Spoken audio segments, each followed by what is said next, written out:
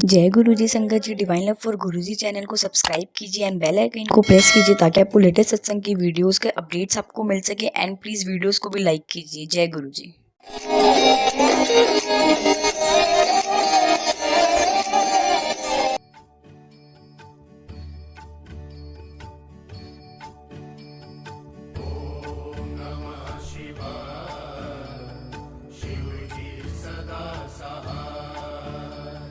जय गुरु जी।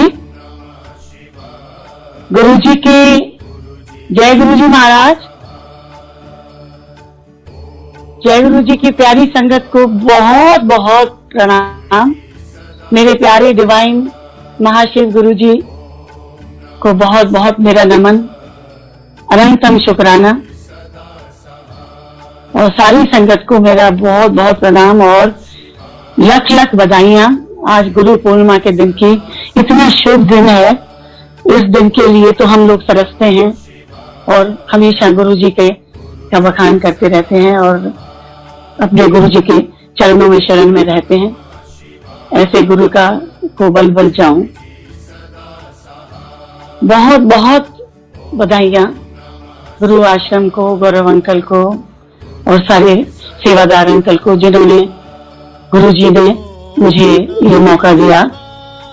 गुरु महाशिव हैं और मैं बहुत आभारी हूँ गुरु जी की कि उनके बिना तो कुछ पत्ता भी नहीं हिल सकता। इसलिए मैं गुरु जी की बहुत आभारी हूँ कि मुझे इस पावन अवसर पे मेरे को मौका दिया और उसके लिए मैं गुरु जी का बहुत आभार प्रकट करती हूँ। मैं बड़ी भाग्यशाली हूँ। संगत जी, जो गुरु हैं हमारे वो साक्षात महाशिव हैं। आप सबको मालूम है। आज गुरु पूर्णिमा के अवसर पे मैं एक छोटा सा ये मंत्र है। गुरुर् ब्रह्मा गुरुर् विष्णु गुरुर्देवो महेश्वरा गुरु साक्षात परम ब्रह्म तस्मै श्री गुरुदेव नमः। ये हमारे गुरु जी के लिए है और कहते हैं कि गुरु है या भगवान, गुरु बड़ा या भगवान। अगर हमारे गुरु ही भगवान हो और गुरु ही भगवान और गुरु ही उसमें है, जैसे कहते हैं ना, गुरु गोविंद दोनों खड़े काके लागू पाए, बलिहारी गुरु आपकी गोविंद दियो मिलाए। तो इसमें दो राह नहीं है कि हम अपने गुरु से क्या बोलें।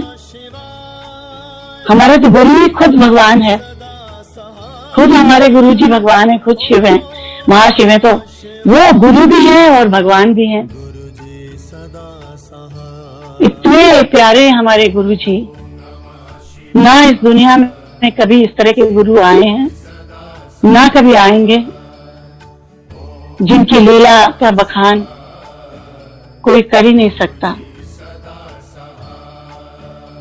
गुरु जी की महिमा जो है अपरंपार है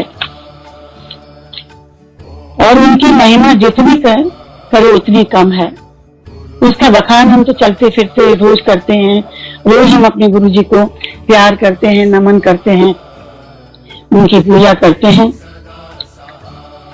पर आज का जो दिन है वो बहुत ही पावन है। जब भी इस तरह के पावन समय आते हैं तो संगत खुशी से फूलों नहीं समाती। मंदिर ऐसा सज जाता है कि जैसे स्वर्ग नीचे उतर आया हो। हमारा जो गुरुजी ने मंदिर बनाया वो तो सचमुच ही स्वर्ग है, हेवन ऑन अर्थ है। इस दुनिया में क्या, पूरे ब्रह्मांड में ऊपर से जैसे इंद्रलोक उतर आया हो, इस तरह सज जाता है जब कोई त्योहार आता है, जैसे गुरु पूर्णिमा है। देखते ही नहीं बनता। इतना सुंदर, इतना पावन गुरु जी ने मंदिर बनाया हमारे लिए, संगत के लिए। उनको संगत बहुत प्यारी थी, हमेशा से बहुत ज्यादा प्यारी थी। हर संगत जब थोड़ी होती थी फिर थोड़ी थोड़ी बढ़ी। और मैं अपना सत्संग सुनाने से पहले थोड़ा गुरु जी के बारे में ये बता दूं कि गुरु जी बचपन से ही गुरु जी के ये पता चल गया था उनके माता पिता को कि ये कोई जो बच्चा पैदा हुआ है हमारे घर में वो कोई मामूली बात नहीं है, ये तो कोई अवतार किसी ने लिया, ये तो उनकी माता जी को पहले ही पता चला था। जब गुरु जी का डुगरी में जन्म हुआ तो हम सुनते हैं सबसे बड़े लोगों से, जो पुरानी और संगत है, कि पूरे नाग देवता उसके अंदर थे और सब लोग डर के भाग गए और इतना रोशनी उस घर कमरे में हुई जैसे कि कभी भी अवतार लेते हैं भगवान। तो शिव जी ने, प्राण परम ब्रह्म शिव जी ने अवतार लिया और अपने मनुष्य रूप में गुरु के रूप में हमारे शिव जी बाबा आए। पहले इनको जलंधर के बाबा कहा करते थे। तो कोई भी, हम लोग आर्मी में थे, मेरी आर्मी की फैमिली है, मैं आर्मी से बिलोंग करती हूँ।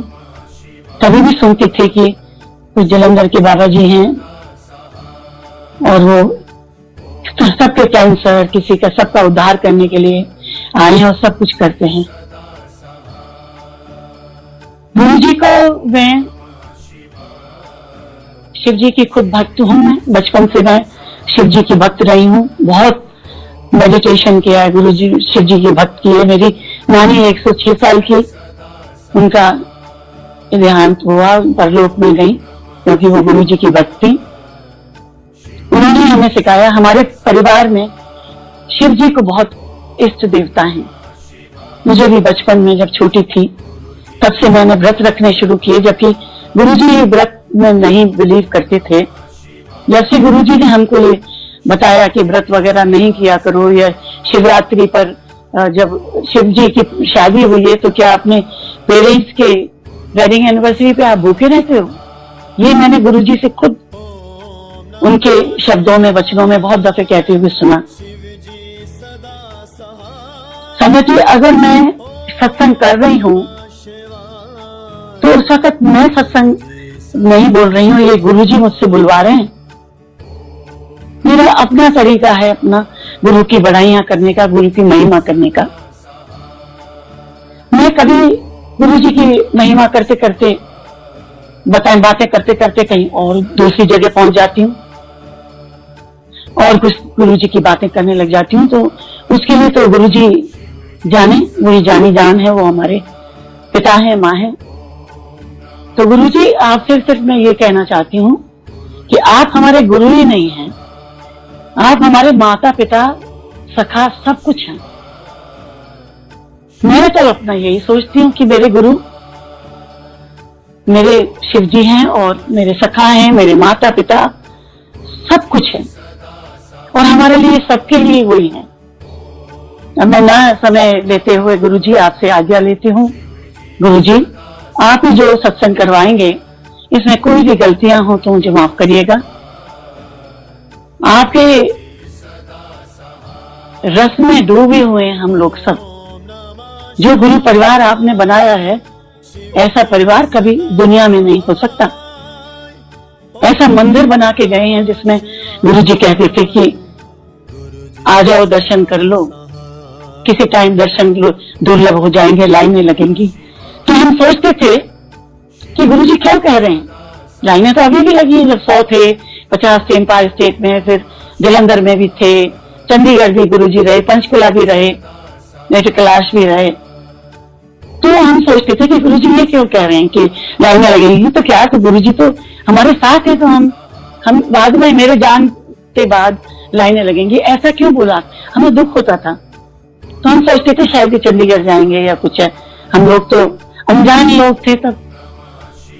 अब तो थोड़े से होशियार हो गए क्योंकि गुरु जी ने हमको इतनी शक्ति दी है, इतनी हमें भक्ति दी है। हम हमेशा यही कहते हैं गुरु जी से कि साथ में सारे जुड़े, और टाइम के साथ में हम लोग इतने जुड़ जाते हैं, इतने डायरेक्ट कनेक्शन में सारी संगत हो गई है। पुरानी और नई संगत से कोई मतलब नहीं है। जो गुरु जी से जुड़ा है, जो गुरु जी की भक्ति करता है, जो डायरेक्ट कनेक्शन गुरु जी से जोड़ता है बिना किसी लालच के। गुरु जी कहते थे ना कि तुम मांगना नहीं आता, मांगते क्या हो। गुरु जी का मतलब ये नहीं था कि आप गाड़ियां मांग लो, ये मांग लो, पर गुरु जी के पास आते थे सब भक्त कि हमें ये दे दो, वो दे दो। गुरु जी कोशिश करते थे कि सबकी इच्छाएं पूरी करें, उद्धार करें। कितने लोगों की तकलीफें दूर करने, मेरा परमात्मा महाशिव नीचे जमीन पर एक गुरु के रूप में आए। मेरे गुरुजी, मेरे प्यारे, इतने सुंदर, इतने प्यारे, दीन दयाला, जिनका बखान करते करते अगर करें तो सारी जिंदगी बीत जाएगी, तो भी उनका बखान कम होगा। हमारी जिंदगी जो गुरु परिवार की, सिर्फ मैं ये पहले कहना चाहती हूँ सत्संग से कि जो गुरु के साथ में आ गया और जो है गुरु के परिवार में, वो इतने पॉजिटिव हो गए हैं, किसी भी तकलीफों से डरते नहीं है। इतना कोरोना और ये कोविड हुआ है, गुरु संगत को मालूम है कि गुरु जी प्रोटेक्ट कर रहे हैं, हमारे गुरु साथ हैं, हमको डरना किस बात का, हमारा भगवान हमारे साथ है। और गुरु जी ने चोला भी छोड़ दिया, तभी सदका किया, तो आज वो एक निरंकार होके सब जगह प्रेजेंट हैं। जहां आप बुलाओगे, उनसे बात करोगे, वो प्रेजेंट है। आज उससे भी ज्यादा करोड़ों की उसमें गुरु जी सबका उद्धार कर रहे हैं, सबका ख्याल रख रहे हैं, एक एक संगत का। अगर ये ना होता, गुरु जी की ऐसी शक्ति और ना होती, तो आज पूरे करोड़ों, मैं कहती हूँ कोई देश ऐसा नहीं है वर्ल्ड में जहाँ सत्संग नहीं हो रहे हो, या जहाँ गुरु जी को की महिमा ना हो, या गुरु जी की प्याऊ ना लगी हो, जिसमें जय गुरु जी की गाड़ियों पे लिखा रहता है। जब हम जय गुरु जी गाड़ियों में देखते हैं ना, तो ऐसा लगता है मेरा परिवार जा रहा है, जरा गाड़ी रुक जाए तो बात ही ना कर लूं, है ना गुरु जी? आपने ऐसा परिवार बनाया, अपना परिवार हम भूल गए। अपना परिवार काम नहीं आता, गुरु जी कहते थे, मैंने खुद अपने कानों से सुना है कि अपना परिवार काम नहीं आएगा, ये जो मैं परिवार बना रहा हूं ना, ये परिवार तुम्हारे काम आएगा हमेशा। और आज कोविड के टाइम में भी मैंने देखा है कि हर घर में सत्संग हुआ, जो गुरु जी के वचन थे, और वो पूरे हुए पत्थर की लकीर है कि हर घर में सत्संग होगा, हर घर में सत्संग होता था। गुड़गांव में कितने कितने 10-10 सत्संग एक दिन में, पर हम कभी एक हफ्ते में एक चले गए कर लिया। पर अब तो और गुरु जी कोविड में कभी सब बंद है कैद में, और उसके अंदर हम गुरु से इतने क्लोज हो गए हैं, इतना सत्संग संगत क्लोज हो गई है, जो हमेशा क्लोज थी पर और ज्यादा गुरु के नजदीक आ गए, क्योंकि गुरु जी का सत्संग मॉर्निंग इवनिंग और गुरबानी चलती रहती है, 1-1 घंटे 2-2 घंटे हम अकेले करते हैं। मैं अकेली थी बसंत कुंज में, अभी मैं नोएडा आ गई हूँ। मेरे पति, मेरे अंकल, कर्नल अंकल यहाँ है, तो मैं यहाँ आ गई, वहां फंस गई थी। पर रोज सत्संग करती थी मैं, और सभी करते थे, सभी करते हैं।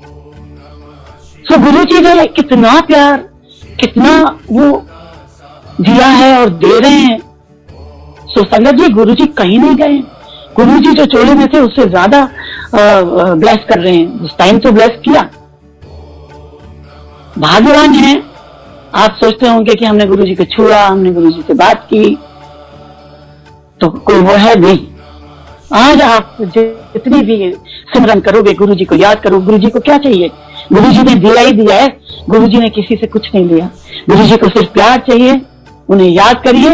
वो तो इतने सीधे साधे हैं मेरे भोले भंडारी, बिल्कुल प्रैक्टिकल गुरु। वचन इतना नहीं बोलते थे, पर जब बोलते थे एक लाइन में, उसके पता नहीं कितने असर होते थे। जो गुरबानी हम सुनते हैं और वो सुनाते थे, उसी के अंदर हमको आंसर मिलते थे। आज मैं इतनी खुश हूँ गुरु जी कि आपने मुझे ये मौका दिया। और मैं अपने सत्संग शुरू करना चाहती हूँ कि मैं तो वैसे ही गुरु जी से, मेरे को लगता है कि मैं जब से शिव जी की भक्त थी, मेरे को लगता है मैं गुरु जी से तभी से जुड़ी हूँ।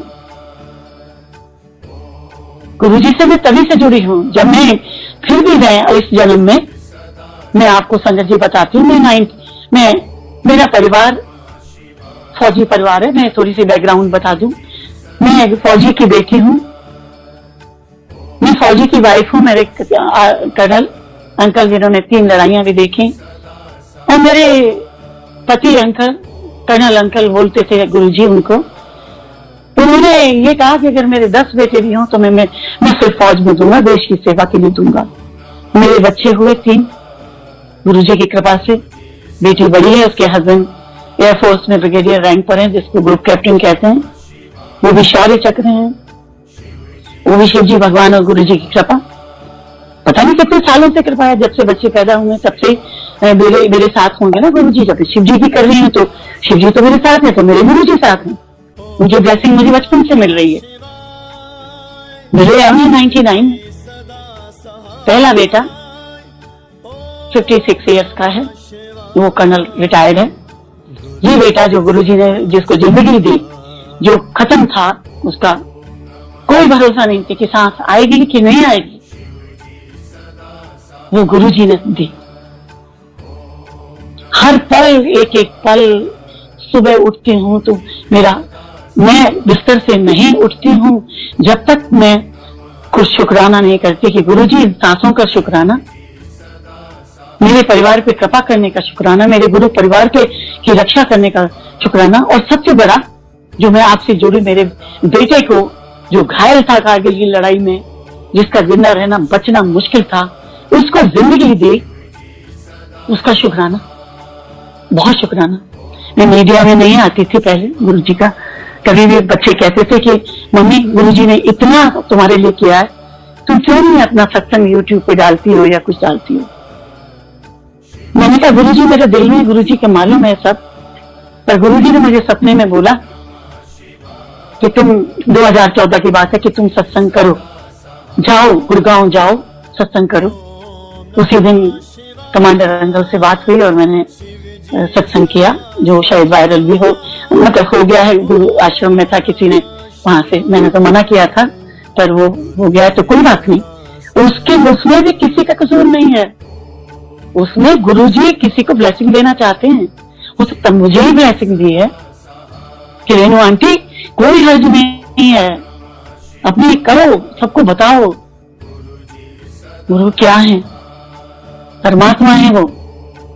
अब बिना समय गवाए गुरुजी आपकी आज्ञा लेके मैं बताती हूँ कि मैं आपको कैसे जुड़ी। आपको तो सब मालूम है, मैं संगत जी 99 में अशोका होटल में काम कर रही थी और मेरे दोनों बच्चे कैप्टन थे। मेरे हस्बैंड रिटायर हो चुके थे। मैं वसंतकुंज में रहती थी, ज्यादा दूर नहीं थी इम्पायर स्टेट से, और वहां मैं नंबर 2 मैनेजर थी। अशोका होटल के ही होटल है सम्राट होटल, इसमें number 2 head of the department थी। गुरुजी की कृपा थी वो शुरू से ही। मेरे हस्बैंड का मुझे फोन आया 99 को, मई को। मेरे बेटे की, इसकी कैप्टन था, 30 साल का था। इसकी शादी को 6 महीने हुए थे। अक्टूबर 30 तारीख को इसकी शादी हुई और मई के महीने में हमने सुना, जैसा न्यूज में सुनते हैं कि कारगिल की लड़ाई छिड़ गई है, पाकिस्तान तंग कर रहा, छेड़छाड़ी करता ही रहता है। तो मेरा बेटा श्रीनगर में पोस्टेड था। उसकी वाइफ मुश्किल से 10 दिन उसको मिली होगी, शादी के बाद गए, इसके बाद वो बॉर्डर पे चला गया। तो हमने कहा कि बहुरानी से कि आप भी चले जाओ, रह लो। हम में वो एक कमरे में रह रहे थे। मुश्किल से हफ्ता ही रह पाई होगी मेरी बहुरानी, जो कि बहुत ही प्यारी है। वो भी गुरु जी को बहुत प्यारी और गुरु जी को बहुत प्यार करती है। गुरु की शरण में आई वो भी, तभी तो उसके पति को जिंदा किया गुरु जी ने। तो वो आ गई वापस भाई है। तो हमने पूछा क्या बात हो गई? कहता कि उनकी यूनिट शिफ्ट हो गई है कारगिल में। तो मैंने कहा क्या बात है? तो कहते बताना जरूरी नहीं है, पर मेरा ख्याल है कि लड़ाई शुरू होने वाली है। वो तो सब हमने सुन ही लिया था, न्यूज में आ ही रहा था कि लड़ाई शुरू होने वाली है। एक बात मैं जरूर बता दूं कि जिस तरह गुरुजी पॉजिटिव होते थे, ऐसे आर्मी भी बहुत पॉजिटिव है। जैसे गुरुजी के एक परिवार डिसिप्लिन है, ऐसे आर्मी का परिवार भी बहुत डिसिप्लिन है। जब कोई अपने बच्चों को आर्मी में देता है ना, ज्वाइन कराता है, तो बहुत खुशी से ज्वाइन कराता है, दुखी होके नहीं। और उनको मालूम होता है, जब ट्रेनिंग होती है, उनको सिखाया जाता है कि आपको ये ऐश करने के लिए नौकरी नहीं है, ये आपको देश की सेवा के लिए है। And I'm very proud of my armed forces. And my husband is also very proud of, क्योंकि हमारे रग रग में हमारे वो फौज का और देश की सेवा का खून भरा हुआ है। बचपन से बाप को देखा, बाद में हस्बैंड को देखा, फिर बच्चों को देखा, दामाद को देखा, देवर को देखा, पूरी फैमिली आर्मी में। सो हमें तो अच्छा लगता था। कहीं पोस्टिंग होती थी बंजारों की तरह, 2-3 साल पोस्टिंग हुई, दूसरी जगह चले सामान बांध के। एक कमरा मिलता था, नहीं मिलती थी अकोमोडेशन, तो उसमें रहते थे। खाना अपने हाथ से बनाए, नौकर नहीं मेरे तो खुद खाते थे, पर खुश रहते हैं, पूरी ऐश करते हैं, जैसे गुरु कहते ऐश करो। और कहते थे आदमी वाले ऐश बहुत करते हैं, पैसे चाहे तनख्वाह कम मिलती होती, अब तो कोई बात नहीं, अब तो बहुत ज्यादा ठीक अच्छी तनख्वाह मिल गई है, सब कृपा है गुरु जी की। तो मेरे को फोन आता है मेरे हस्बैंड का कि तुम ऐसा करना कि तुम जल्दी से आ जाओ घर पे, पर तुम गाड़ी ड्राइव ज्यादा तेज मत करना। तो मैंने कहा क्या बात हो गई? कहते वो गुरु, वो जो अपना हम छोटू बोलते हैं अपने बेटे को उस नाम से, कि छोटा बेटा, मतलब मैं नाम नहीं लेना चाहती हूँ अभी, क्योंकि अभी भी वो नौकरी कर रहा है, रिटायर होने के बाद भी कर रहा है। तो कहते हैं उसको वो जख्मी हो गया है, पर तुम घबराना नहीं, तुम तो शिव जी की भक्त हो, भगवान पे भरोसा रखो। मैंने कहा बिल्कुल है। मैं आराम से गई, थोड़ी तो मतलब चिंता तो थी। मैं जैसे घर बसन कुछ पहुंची, मेरे हस्बैंड मुझे दरवाजे पे मिले, कहते हैं, तो मैंने कहा बताइए क्या हुआ? वो कहते हैं कि मैं नहीं बता सकता, पहले तुम अगरबत्ती लो, अपने मंदिर में जाओ और शिव जी की पूजा करो। मैंने अपना दिया जलाया वहां शिव जी का, जो मैं जलाती हूँ, माता रानी भी थी उसमें, साईं बाबा ये सब थे, पर ज्यादा तो मैं शिव की भक्त हूँ। मैंने दिया जलाया, अगरबत्ती। अब मैंने कहा अब बताओ। कहते जल्दी से अपने कपड़े डालो और हम चलते हैं एयरपोर्ट, और हमें पठानकोट पहुंचना है, मतलब पंजाब में, मतलब वहां एयरपोर्ट होगा जो भी है, तो पहुंचना है। कि वो फिर उन्होंने बताया कि he has been airlifted from Kargil. गोलाबारी हुई थी शुरू, तो काफी लोग, शुरू की जो गोलाबारी हुई है, लड़ाई तो भयानक फिर बाद में भी हुई, वो तो फिर बहुत हुई, इन्फेंट्री ने उन्होंने की। तो जो जिस वक्त वो सब आर्मी वहां तैनात थी, तो उन्होंने गोलाबारी की। जो गोलाबारी होती है उसमें अंदर वो टुकड़े टुकड़े होते हैं, स्प्लिंटर्स, वो लोहा नहीं होता, कुछ और मेटल होता है, और वो जब वो गोलाबारी करते तो वो टुकड़े सारे मतलब फौज के ऊपर आते हैं, तो उसमें घायल भी होते हैं लोग, किसी के पेट में घुस जाता है, किसी के सिर में, किसी को कोई उसी वक्त खत्म हो जाता है। तो वही मेरे बेटे के साथ हुआ। उसके लेफ्ट कान के अंदर से निकल के, लेफ्ट में कहते हैं कि न्यूरो सर्जन बोलते हैं कि लेफ्ट में छोटा वो होता है, ब्रेन होता है, हमें तो नहीं मालूम था, बाद में ही पता चला। तो एक तरफ से निकल के और दूसरी तरफ माथे पे जाके मोटा सा बड़ा, गोली तो कुछ भी नहीं है, अगर 6-7 गोली अगर मिला दोगे ना तो खूब बड़ा है, जो हमारे पास है, जो हमें अस्पताल में ऑपरेशन करके दिया, वो हमको हमारे पास है, उसको मैं देख नहीं सकती, घबराता है जी, दिल घबराता है। पर एक बहादुर होती हैं आर्मी ऑफिसर की बीवियां, बेटियां, सब, तो वो इतना नहीं घबराती, क्योंकि उन्हें हमेशा से बोला जाता है कि कुछ भी हो सकता है, देश की सेवा में शहीद हो सकते हैं, कुछ भी हो सकता है, घबराने की जरूरत नहीं है, हिम्मत देनी है। इसके बाद मेरे हस्बैंड ने कहा कि ऐसा हुआ है, वहां जाके ही पता चलेगा। हम वहां पहुंच गए। अब मैं बीच की बातें नहीं बताती, मैंने अपनी बहू को बुलाया, वो अपने मायके में थी, वो पुलिस ऑफिसर की बेटी है, वो आई, कहती मम्मी क्या हुआ? मैंने कहा वो घायल हो गया है, कोई डरने की बात नहीं, सिपाही है, सोल्जर है, देश के उसमें है, लग गई चोट तो लग गई, ठीक हो जाएगा, भगवान शिव पे भरोसा रखो। हम लोग चले गए। नहीं मेरी बाई है, टिकट कोई भी जम्मू की भी या चंडीगढ़ की भी नहीं मिली, कहीं की नहीं मिली, जहां जाना है बाकी हम टैक्सी कर लेते। हमने कुछ नहीं सोचा, हमने तो सीधा टैक्सी की, अपनी गाड़ी से हम ड्राइव नहीं कर सकते थे, गाड़ी थी, हमने कोई ड्राइवर नहीं बुलाया, हमने कहा गाड़ी को छोड़ो, टैक्सी करके न्यू दिल्ली रेलवे स्टेशन पहुंचे। और रेलवे स्टेशन पे हमें जो गाड़ी वहां की जा रही थी, वो मेरे हस्बैंड को मालूम है कहाँ जा रहे थे, वो that is a secret from मामी, I will not tell you. So उसमें चढ़ लिए, कहीं जगह नहीं थी, किसी का बक्सा वगैरह पड़ा था, किसी भी कंपार्टमेंट में, सेकंड क्लास था क्या था, वो जो टीटी आता है उससे कहा भैया हम तो ऐसे चढ़ गए, उसको हमने नहीं बताया, फिर उसने कहा कोई बात नहीं। मैंने कहा हमारा बेटा ऐसे ऐसे बात है, आप हमें टिकट दे दीजिए, हम चले गए। हम वहां पहुंच गए, चले गए। बीच के रास्ता में नहीं बताती, पठानकोट उतर के मेरे हस्बैंड ने फोन भी किया, STD तक उसके टाइम में मोबाइल नहीं होते थे, तो पता चला कि उसका ऑपरेशन चल रहा है, वो श्रीनगर से उसको हेलीकॉप्टर से हेलीपैड जो अस्पताल था वहां आर्मड फोर्सेस का नीचे वैष्णो देवी और जम्मू के बीच में था, I won't name that place. तो वहां पूरी फैसिलिटी, ऑपरेशन फैसिलिटी, हर चीज फैसिलिटी वो लड़ाई के लिए ही बनाया था। और हेलीपैड बिल्कुल आईसीयू के जहां था उसके सामने था, वहां उतरा। चलो हमें तो नहीं मालूम है कि क्या हुआ, हम वहां पहुंच गए, हमारे लिए गाड़ी आ गई। Army is very good. Army जितनी हेल्प की है, जितनी अपने सोल्जर, चाहे वो सिपाही हो चाहे ऑफिसर हो, पूरी हेल्प की। हमें गाड़ी से ले जाया गया, सीधा अस्पताल ले जाया गया। तब तक उसका ऑपरेशन हो चुका था। हमने पूछा कि हम वहां से आए हैं, सो एंड सो कैप्टन के पेरेंट्स हैं। तो कहते हैं हमको ये वहां के जो नर्सिंग असिस्टेंट या डॉक्टर ने कहा कि आप हमारे साथ आइए, न्यूरो सर्जन आपका वेट कर रहे हैं। आप ये देख लीजिए कि उस टाइम कोई 1:30 बजा होगा, 1:30-2 बजे होंगे, और वो हमारा वेट कर रहे थे। उन्होंने कहा आप आओ।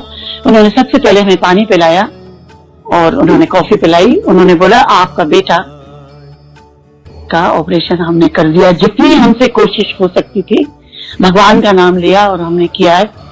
हमने कहा डॉक्टर आप तो हमारे लिए भगवान हैं और आपने किया होगा जो सब अच्छा ही किया होगा।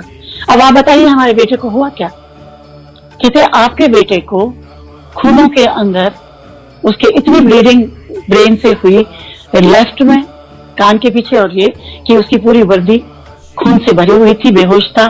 वहां के और भी 8-10 सिपाहियों को भी लगी। सारे लोग जमीन में पड़े थे। उनको एयरलिफ्ट किया गया श्रीनगर अस्पताल में।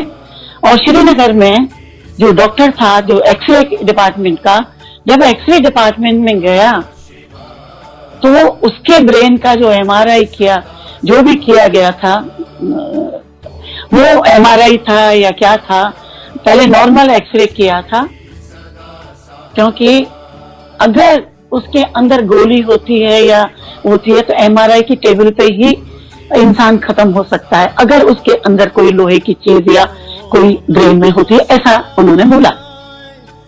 तो मैंने तो क्या हुआ कि जो सीटी स्कैन करते हैं तो उसके, मुझे नहीं मालूम है वो उन्होंने क्या किया क्या नहीं, वो मैं नहीं जानती, पर उन्होंने ये बोला कि उसके लेफ्ट से लेके और राइट को जो वो चीज गई है, स्प्लिंटर्स बोलते हैं इनको, ये गोली नहीं थी, स्प्लिंटर्स होते हैं जो बॉम्ब फेंकते हैं, बॉम्ब भी नहीं होता, वो तोप होती है, तोप जैसे, उनको मेरे हस्बैंड जानते होंगे। तो वो है, और वो आर पार जैसे नहीं होता कि कभी कभी आप आसमान में देखते हैं कि कोई एरोप्लेन जाता है तो कभी 15 अगस्त पे या कुछ व्हाइट से निशान छोड़ते जाता है, ऐसे इसके पूरा लेफ्ट कान से लेके माथे तक राइट को पूरी लाइन ऐसे बनी थी जैसे हवाई जहाज निकल गया हो। वो लोग घबरा गए और इसकी हालत इतनी ब्लीडिंग तो उन्होंने रोक ली या नहीं रोकी होगी, जो भी ब्लीडिंग रोकी या क्या किया होगा मुझे नहीं मालूम, पर मुझे डॉक्टर ने बताया कि he was almost in a critical condition. Doctor चिल्लाए कि ये बहुत यंग लड़का है, जल्दी से हेलीकॉप्टर करो। एंड भगवान की दुआ से हमारे शिव जी, शायद गुरु जी वहीं पहुंच गए, क्योंकि मैं शिव जी की भक्त हूं, तो गुरु जी पहुंच गए और गुरु जी ने वो हेलीकॉप्टर जल्दी से मंगाया। वो हेलीकॉप्टर टाइम से पहुंचा और एकदम फोन कर दिया कि न्यूरो सर्जन एकदम तैयार रखे ऑपरेशन थिएटर, और वो ऑपरेशन थिएटर तैयार था। ये मैं कभी भी सत्संग करने गई हूँ किसी के घर में तो मैंने ये सब बातें नहीं बताई हैं। आज मेरे को गुरु जी कहलवा रहे हैं कि अपनी संगत को बताओ कि आर्मी होती क्या है, आर्मी में कैसा कैसा होता है, कितनी तकलीफें होने के बाद भी कोई माँ बाप डरते नहीं है, बहादुर होते हैं आर्मी ऑफिसर, खासतौर से Indian army, Indian navy, Indian air force. ये तो शान समझते हैं। सो मैं अब आपको बता रही हूँ कि ऑपरेशन थिएटर तैयार, सब भगवान शिव ने किया। मेरे गुरुजी वहां पहुंच गए। मैं तो यही सोचती हूँ गुरुजी पहले ही पहुंच गए, उनके मिलने से पहले ही मुझे पहुंच गए और उन्होंने ये किया, क्योंकि गुरुजी तो खुद शिव जी हैं। वहां मैंने इसके बाद उन्होंने बोला कि हमने लेफ्ट डैमेज हो गया है, उसको हमने को ऑपरेट किया है मैडम, और उसको डैमेज करते वक्त हमने पूरी कोशिश की है कि उसको थोड़ा रिपेयर कर दें, पर वो डैमेज हो गया है। और जो माथे पे जो बड़ा सा टुकड़ा लगा था वो भी हमने ब्रेन का काट के वो निकाल दिया है। उसको उसमें ब्लड आ गया है, तो उसको हम धीरे धीरे 1 हफ्ते तक उसमें नली डाल दिए, वो एक एक कटोरी करके वो ब्लड को निकालते रहेंगे, जिससे कि ब्रेन में ब्लड ना पहुंचे और ये खत्म ना हो जाए। तो मैंने कहा ठीक है। लेफ्ट को कहते, मैंने कहा अब ये बता दीजिए मुझे, मैं कुछ डर नहीं रही हूँ, जो भगवान चाहेगा वो होगा। उसने उसको आर्मी ज्वाइन किए तो ये सब हमको सहना पड़ेगा और हमको बहादुरी से लेना पड़ेगा। मेरे हस्बैंड ने कहा नो प्रॉब्लम, आप बताइए कि वो ये अभी क्या हाल है उसका, क्या उसने ऑपरेशन के बाद कुछ बोला? कहते हमने बोला captain captain hello hello get up you are okay, you have been operated, you are okay. तो he said what is your IC number? इनके आईसी नंबर होते हैं, हर एक का आईसी नंबर होता है आर्मी का। जब लड़ाई में भी जाते हैं तो इनके बाजू में लगा दिया जाता है आईसी नंबर, लिख दिया जाता है जो भी लड़ाई में जाते हैं, जिससे कि कोई हालत खराब हो जाए तो उससे आईसी नंबर से पता चल जाता है ये कौन सा सिपाही है या क्या हुआ है। तो उसने पूछा what's your IC number captain? तो ये सेड वो आया है उसमें, उसने कहा IC so and so and my name is colonel Narendra Singh. तो व्हाट्स योर नेम? तो my name is colonel Narendra Singh, IC so and so. संगत जी आप सोच रहे हैं कि मैं किसका आईसी बोल रही हूँ? वो अपने फादर का, अपने बाप का, कर्नल अंकल जो मेरे हस्बैंड हैं, उनका आईसी नंबर उसको याद था। और वो कह रहा है कि मैं कैप्टन नहीं हूँ, मैं कर्नल नरेंद्र सिंह हूँ और मेरा आईसी नंबर करेक्ट उसने बताया। इसके बाद वो बेहोश हो गया, इसके बाद वो होश में नहीं आया। ही वेंट इनटू कोमा और बहुत बेहोशी हमें नहीं मालूम, पर डॉक्टर्स हमको इतना नहीं बताते थे, पर उसकी ड्रिप्स लगी हुई थी, ब्लीडिंग जो के लिए ब्लड वगैरह जितना चढ़ा था वो लगा हुआ था कि कोई ब्लीडिंग ना हो, वो हालत तो उसकी थी। हमने कहा कि अब मैं मैंने कहा कोई बात नहीं, आप पूरा कर रहे हैं, आपने किया, कोई बात नहीं, फिर आप ठीक करेंगे। मैंने बोला कि क्या मैं देख सकती हूँ? मैंने कहा हाँ जरूर।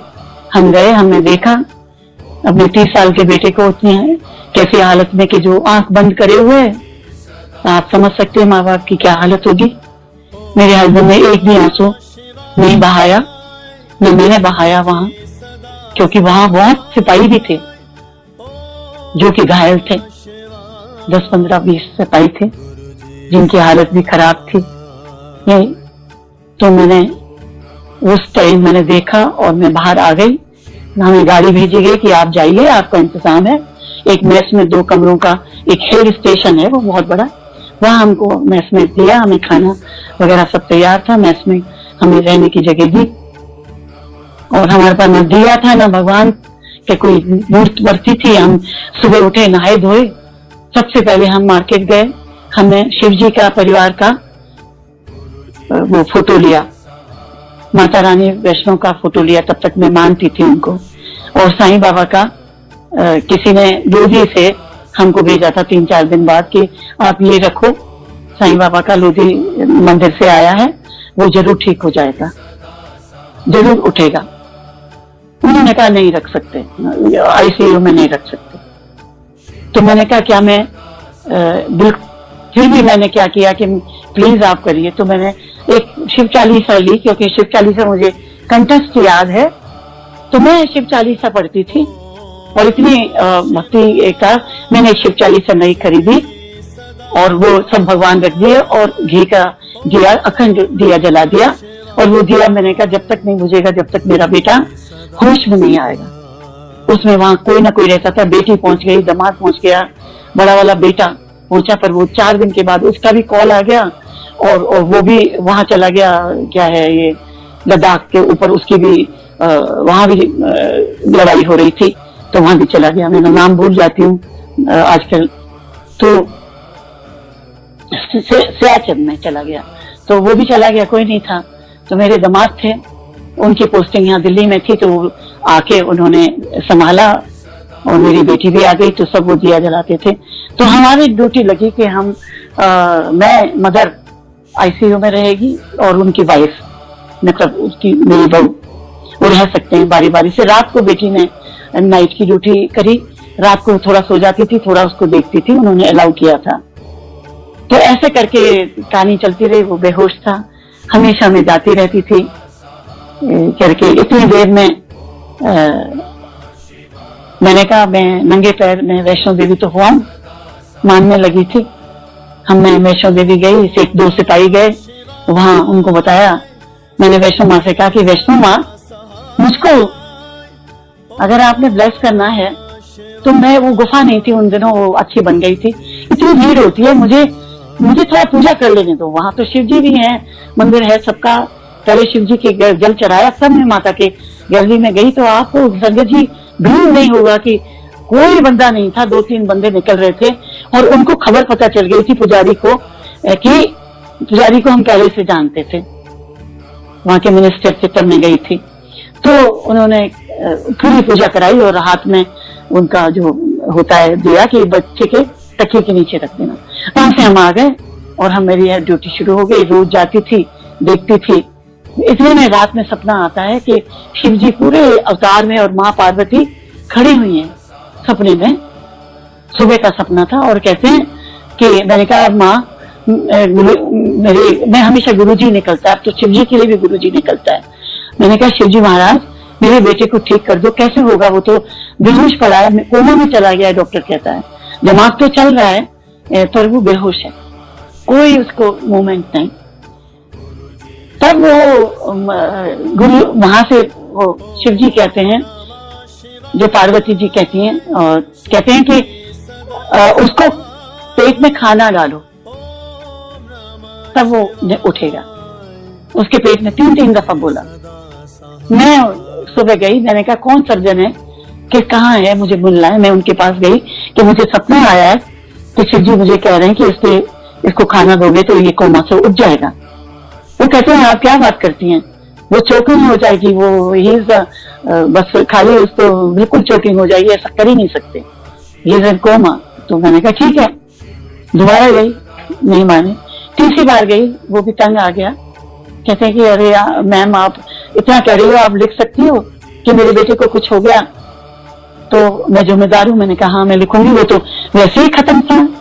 जब वो आप कह रहे हो कि कोई डॉक्टर मुझे कहता है साल भर में उठेगा, कोई कहता है कभी उठेगा ही नहीं, कोई कहता है उठेगा तो इसके हाथ पैर नहीं चलेंगे, और डॉक्टर ने शुरू में बता दिया कि ये आंखों से देख नहीं पाएगा, तो मैं क्या करूं, आप खिलाइए, मैं जिम्मेदारी लेती हूँ।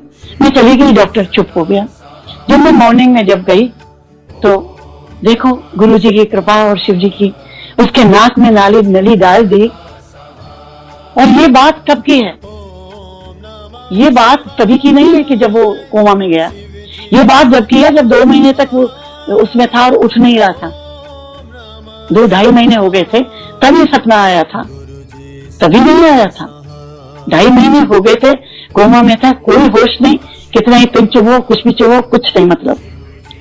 और जब मैं गई तो मैंने देखा सिस्टर एक बड़ी सी सिरिंज लेके उसको जूस डाल रही है। दूसरे दिन उसको कस्टर्ड डाल दिया, उसमें कुछ सूप डाल दिया, वेजिटेबल सूप डाल दिया, पतला पतला ऐसे कुछ डाल देते थे। तो मैं बड़ी खुश हुई।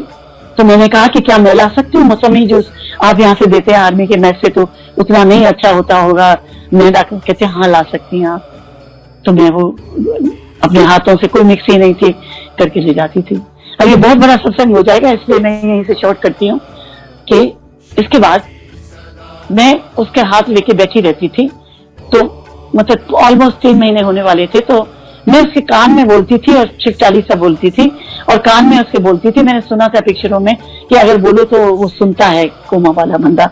मैं कहती छोटू आप उठ जाओ, देखो सब कुछ ठीक है, तुम बिल्कुल ठीक हो, बिल्कुल ठीक हो, और हम तो जीत गए हैं, देखो लड़ाई भी जीत गए, हम भारत जीत गया है। और देखो डैडी भी आए हैं, मम्मी भी आई है, तुम्हारी वाइफ भी आई है, मेरी दुल्हन आई है, देखो तो तुम आंख तो खोलो। तो उसने कोई रिएक्शन नहीं किया। 1 हफ्ते के बाद, खाना देने के बाद, एक दिन मैं बैठी थी तो मैंने उसका हाथ ले रखा था। तो मैंने देखा कि उसने मेरे हाथ को दबाया। तो मैं जल्दी से चीखी, मैं डॉक्टर डॉक्टर जल्दी आओ, उसने मेरे हाथ को दबाया है। ये इसको होश आ रहा है। नहीं नहीं, वो जल्दी से डॉक्टर आए, उन्होंने आंख देखी, टॉर्च लगाई, पता नहीं क्या क्या लगाया, फिर पिन चुबोई, ये करी, कोई उसको रिएक्शन नहीं, हाथ करा। कहते नहीं मैम, आपको अपने बेटे का ज्यादा परवाह है, इसलिए आपको ऐसा लग रहा है, ऐसी कोई बात नहीं है, इनको अभी नहीं है, आप चिंता मत करो, भगवान पे विश्वास करो, आप तो इतनी पूजा करती हैं, ये जरूर ठीक हो जाएगा। मैंने कहा आपके मुंह में घी शक्कर, मैं तो यही चाहती हूँ ठीक हो जाए, आंख तो खोल ले, कोई बात नहीं, जो होगा देखी जाएगी, कोई बात नहीं, मैं डरती नहीं, आप इतना अच्छा इलाज कर दें, कोई बात नहीं। इसके बाद दूसरे दिन फिर उसने हाथ दबाया और वो उसने पकड़े रखा कस के, तो मैं डॉक्टर को बुलाया। डॉक्टर ने देखा कि उसने सचमुच मेरा हाथ पकड़ा हुआ है, फिर डॉक्टर ने अपना हाथ दिया कि हेलो कैप्टन, तो वो डॉक्टर का भी हाथ दबा दिया। तो उसका कुछ उसमें जो ड्रिप्स लगी थी उसके अंदर उन्होंने कोई इंजेक्शन दिए और वो दिया, और ब्लड प्रेशर वगैरह की मशीन लगी थी, वो जो क्या मशीन से लगी रहती है वो सब लगा था। उसका ब्लड प्रेशर तो बिल्कुल ठीक था, क्योंकि वो डॉक्टर कहते थे कि ये फाइट कर रहा है, इसको वेंटिलेटर की जरूरत नहीं है, इसका blood pressure, heart beat, everything is okay, just perfect, because he is fighting fit. और इसके बाद उन्होंने इंजेक्शन वगैरह दिया। शाम के 4-5 बजे थे, मैं अपना मंत्र जाप कर रही थी शिव जी का, ओम नमः शिवाय, ओम नमः शिवाय, ये करती थी। इतने में उसने आंख खोल दी। जय गुरु जी। ये गुरु जी थे जो वहां पहुंचे थे। वो इसलिए मैं कह रही हूँ कि मेजर गिल्ड जो हमको लेके गुरु जी के पास अभी जाएंगे एम्पायर स्टेट में, उन्होंने गुरु जी को पहले ही जाके बोला था कि मेरे बहुत ही प्यारे मेरी फैमिली मेंबर हैं, कर्नल नरेंद्र सिंह, उनकी वाइफ, मतलब वाइफ मैडम, वो बड़े परेशान है, वो कोमा में है, तो गुरुजी कुछ करिए। तो गुरुजी ने शायद उनको कुछ कहा था कि कोई बात नहीं, वो आ जाएगा तो मैं ब्लेस करूंगा, वो ठीक हो जाएगा, ऐसे कुछ उनको बोला होगा। तो गुरुजी की ब्लेसिंग वहां पहले ही पहुंच चुकी है, ऐसा मेरा फेथ है, विश्वास है। और मैं आपको सत्संग सुनाती हूँ। होश आ गया, आंखों से देख सका था, उन्होंने, डॉक्टर ने कहा ये तो देख सकता है, वो उछल गए, कूद गए। इसके बाद उसको खड़ा किया। अब 3 महीने के बाद कैसे खड़ा हो सकता है, खड़ा हो तो वो गिर जाए। तो फिर 2 लोगों ने उसको चलाने की कोशिश की, थोड़ा थोड़ा चला, बात नहीं कर सकता था, थोड़ा सा बोलता था, कुछ बोलते थे तो कुछ जवाब नहीं देता था, कोई जवाब नहीं, मैं बात बस देखता रहता था लॉस्ट आइज से। चलिए अभी मेरा बहुत ज्यादा लंबा हो जाएगा, बहुत सारी चीजें हुई, फिर चलना सीखा, थोड़ा लड़खड़ाता था, थोड़ा चल पाया, फिर दूसरे कमरे में शिफ्ट कर दिया। फिर उसको धीरे धीरे बोला कि 15 दिन के बाद कि थोड़ा अच्छा सा पराठा या कुछ दलिया लाओ, पतला मुंह में देंगे, नाक से नहीं देंगे खाना, तब तक नाक से ही देते थे। फिर वो नाक नली हटा दी, फिर लाए, फिर उसको RR अस्पताल में शिफ्ट कर दिया गया और बाई ट्रेन से लाया गया, क्योंकि बाई एयर नहीं ला सकते थे। हेड इंजरी वाले को बाई एयर से लाते हैं तो वो प्रेशर जो होता है ऊपर का, वो that is very bad for brain. So इसके बाद जब नीचे लाए, RR में चल ले आए। अब मैं RR में रह ही रहा था 10-15 दिन। मेजर गिल आए, उन्होंने देखा, वो रो पड़े उसको देख के, कितना स्मार्ट, नीली आंखों वाला, 6 फीट 4 इंच का बच्चा, अभी शादी हुई है, हमने अटेंड की है, ऐसे लेटा पड़ा है, ना वो मेजर गिल को पहचानता है, ना माँ बाप को माँ कहता है, ना बाप को कहता है, वाइफ को कुछ नहीं। मेरी बेटी गई तो कहती है तुम मेरी वाइफ हो, बहन को वाइफ कह रहा है, वाइफ को बहन कह रहा है। तो उस तरह का था। मैंने डॉक्टर से पूछा ये क्या है, कहते हैं ये अभी बहुत इंजरी है ना, तो ये धीरे धीरे जाएगी, हम लोग पूरा ट्रीटमेंट कर रहे हैं और सीवियर ना पड़े इसका भी हम इसको ट्रीटमेंट दे रहे हैं, आप चिंता ना करो। ICU में था, ICU में नहीं, मैं वार्ड में था।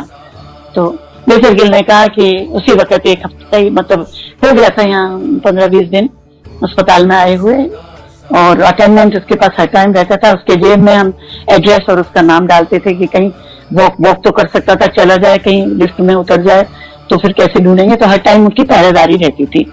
फिर मैंने कहा कि कहते हैं मैम, हमारे यहाँ नाम नहीं लेते हैं सीनियर ऑफिसर को, वाइफ को, तो उन्होंने कर्नल से बोला कि एक हमारे गुरुजी हैं तो उनके पास चलोगे क्या? मैंने कहा हाँ बिल्कुल चलेंगे। कहते हैं उन्होंने बहुत लोगों का वो किया है उद्धार, कितने कैंसर और ठीक करें। तो मैंने बोला कि ये गुरुजी जलंधर में तो नहीं थे? तो कहते हैं हाँ ये वही है, तुम्हें कैसे मालूम? मैंने कहा वो जनरल अजीत सिंह बिल्कुल डेथ बेड पे थे, और तब उनको वो जनरल कपूर के फ्रेंड थे बहुत, और मेरे हस्बैंड के कोर्समेट, मतलब एक साथ ही कमांड की थी रेजिमेंट पठानकोट में मेरे हस्बैंड ने और जनरल अजय सिंह ने। तो वो उनको अपोलो वालों ने समय जवाब दे दिया था, पता नहीं क्या तकलीफ उनको हुई थी, तो वो लेके पड़े थे ब्रिगेडियर से तब। तो कोई सरदार जी जो उनका जान पहचान का था, गुरुजी को का भक्त था, तो गुरुजी को वो जलंधर से चंडीगढ़ लेके गया अपने घर में। गुरुजी ये मेरा ब्रिगेडियर अजय सिंह है, इसको करो। तो ब्रिगेडियर अजय सिंह को गुरुजी ने अपना जल पिलाया और कहा चलो उठो ब्रिगेडियर, तुमने तो अभी जनरल बनना है और जनरल बन के देश का तुमने लेफ्टिनेंट गवर्नर बनना है। ये शब्द थे तो हमें ये बात पूरे आर्मी में फैल गई थी कि जनरल अजय को किसी जलंधर वाले गुरुजी नहीं बोलते थे, बाबा जी हैं, उन्होंने उनको जिंदगी दी और उनका जल पी के ही और वो गुरुजी ठीक हो गए, वो सॉरी जनरल अजय ठीक हो गए और वो जनरल बने और वो लेफ्टिनेंट गवर्नर आसाम के बने। ये मैं मतलब ये हमेशा जनरल कपूर भी सुनाते हैं, वो जनरल अजय हमारे फ्रेंड है, अभी भी बसंतपुर में रहते हैं और गुरुजी के बहुत मानते हैं। अब आप देखिए कि मैंने कहा ठीक है, ये अब ये गिल कहता है मेरे गिल की मैं गुरुजी से पहले आज्ञा लेके आऊंगा, पूछूंगा, मैं आज जा रहा हूँ, मैं पूछ के आता हूँ। वो गुरुजी के पास गए, गुरुजी के तो दूसरे दिन फोन आया कि सुनो कर्नल साहब, नरेंद्र बोलते थे, नरेंद्र ऐसा है कि तुम आ जाओ, एम्पायर स्टेट है, तुम्हारे घर से सीधे आओगे अंधेरिया मोड़ पे, वो कोई सुल्तानपुर के खंबा सा है, वहां से आगे जाओगे तो वो है, और वहां मोबाइल वगैरह तो होते नहीं थे तब। कहते वहां पहुंच जाना, मैं तुम्हारे और तुम पहुंच जाओ। तो मेरे हस्बैंड कहने लगे कि हमें नहीं मिलेगा, तो तुम ऐसा करो कि हमें लेने आ जाओ। तो कहते हैं अच्छा ठीक है, मैं अंधेरिया मोड़ पे खड़ा होता हूँ, तुम आ जाओ, तुम मेरी गाड़ी में ऐसे लाइट को फ्लिक करूंगा पीछे, तो तुम फिर मेरे संग संग चलना। तो हम संग संग गए, तो वहां बिल्कुल मिट्टी मिट्टी थी, गेट तो यही था, वहां गाड़ी को खड़ी किया। वो कहते हैं अंदर अलाउड नहीं है, मैं भागी अपना चली गई। तब मेरी कोई तकलीफ नहीं थी पैरों में, हिप जॉइंट सर्जरी नहीं थी, तो उन्होंने कहा चलो हमारे साथ। तो अब मालूम है रास्ता कैसे, जैसे ही गुरुजी का छोटा मंदिर और एम्पायर स्टेट आया, इतनी खुशबू, इतनी प्यारी खुशबू, जैसे कि हम स्वर्ग में हैं कि कोई खुशबू है गुलाब की कभी महक रही है। तो अभी हम तो यही सोचेंगे ना, हमें क्या मालूम कि ये गुरुजी की खुशबू है।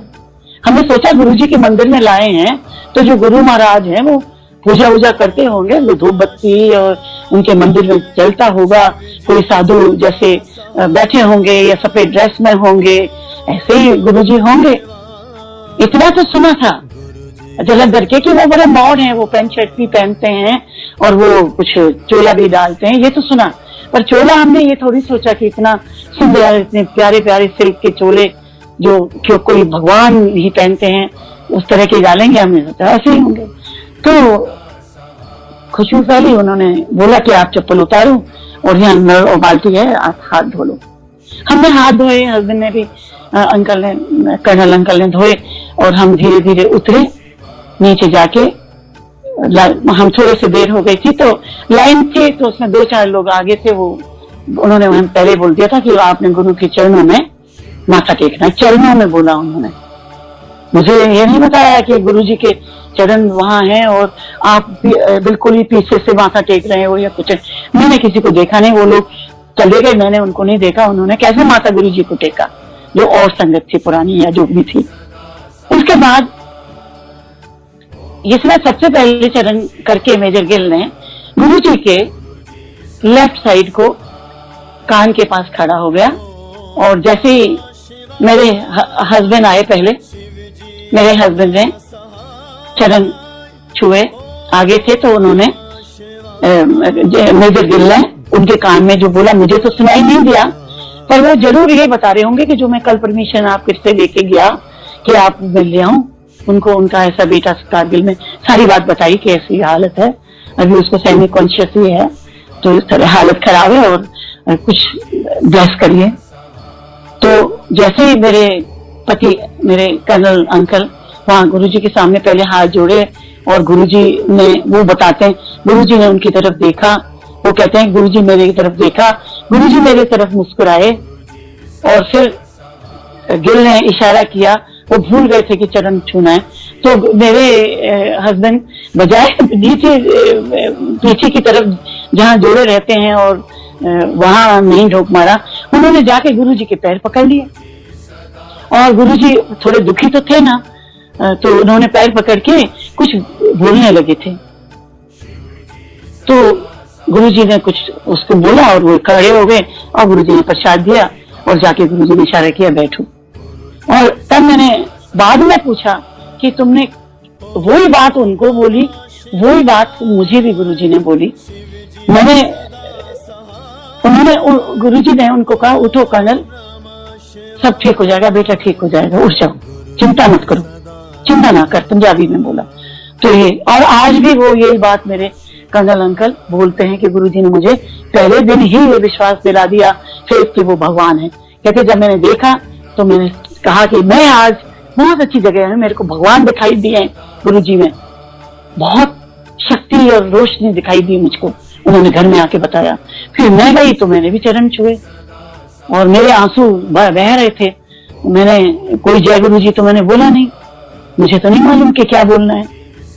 मैंने तो पैर पकड़े और मैंने पैरों में अपना सिर रख दिया, छुआ, उनको चूमा और बोला गुरुजी आपकी शरण में आए हैं, आप ही रक्षा करेंगे।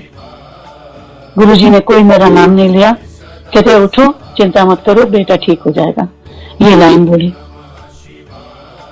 मैं खड़ी हो गई। मैंने कहा अरे ये तो मेरे को तो आज ही विश्वास, आज ही मुझे मतलब भगवान ने मुझे ये कह दिया ठीक हो जाएगा। तो सभी कहते हैं कि ठीक हो जाएगा, चिंता ना करो, सभी लोग कहते हैं जो भी देखने आता है जो कुछ है। और फिर सबसे पहली बात ये थी कि जब मैं पहुंची हूँ तो इतना परिवार बैठा, गुरु परिवार, सुंदर सुंदर से कपड़े पहने हुए, उसका वातावरण ऐसा था जैसे औरा गुरुजी का जैसे रोशनी आ रही हो।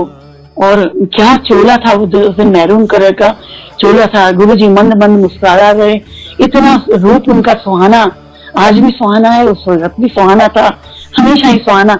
इतने सुंदर गोरे, इतने प्यारे, इतनी मंद मंद मुस्कान जैसे भगवानों की होती है, और इतने अच्छी तरह से मुस्कुराए। मुझे देखा तो मैंने कहा आज तो मैं धन्य हो गई, मैं वर्णन नहीं कर सकती जो वहां जो औरा था और जो था उसका वर्णन नहीं कर सकती, महसूस कर सकती हूँ। और जो मुझे सुकून उस दिन मिला, जो दिल को सुकून और दिल को तसल्ली मिली, जो मैं थोड़ी सी घबराती थी बच्चे को देख के, ये कहती थी हर टाइम पूजा में तो मैं लगी रहती थी, पर वो सुकून नहीं था। दिल को जो सुकून मिला कि अब मैं अच्छी जगह आ गई हूँ, अब ये गुरुजी मेरे को ठीक करेंगे, जो भी करेंगे। मुझे पहले गुरुजी नहीं कहती थी, मैं जब भी कहती थी अंकल बोल देती थी, तो कहते चंगा चंगा, मुझे पता नहीं क्यों बोलते हैं चंगा। मुझे बिठा दिया, इसके बाद उन्होंने लड्डू दिया। अब मैं लड्डू की बात बताती हूँ, जो प्रसाद है, इतने छोटे छोटे हाथों से वो लड्डू दिया और दोनों हाथों में नहीं आता था इतना बड़ा, उसको मैं अब कैसे करूं। तो दूसरी संगत कहती है गिराना नहीं, गिराना नहीं। मेरी साइड में गुरुजी ने इशारा किया, वहां बैठ गई। तो उन्होंने कहा, संगत ने कहा तो पीछे जाके खा लो, नहीं तो बाहर जाके खा लो। मैंने कहा यहाँ गिर जाएगा, अच्छा नहीं लगता। मैं अपने बाहर गई, मैंने पूरा खाया और हाथ धोए, जल पिया बाहर, और फिर मैं आ गई और वहीं बैठ गई जो मेरी जगह थी। क्योंकि मेरे पहले बहुत एक्सीडेंट हुआ था पूना में, मेरे हस्बैंड पोस्टेड थे अहमदनगर में, तो मेरी बैक में मैं साल भर तक बिस्तर में थी, तो मैं ज्यादा बैठ नहीं पाती थी। और तो मैं तो उस दिन वैसे बैठती थी, जमीन में कम बैठती थी, पर मैं बैठी 2 घंटे बैठी। इसके बाद थोड़ी देर भी शोर मचा। सब संगत जो पहले आती थी उनको तो मालूम नहीं होता था, तो वो एक तरफ हो गए, बीच में चटाई लगी और बहुत ही सुंदर सी थाली में चटनी, ये वो प्रसाद और आया और 8 रोटियां।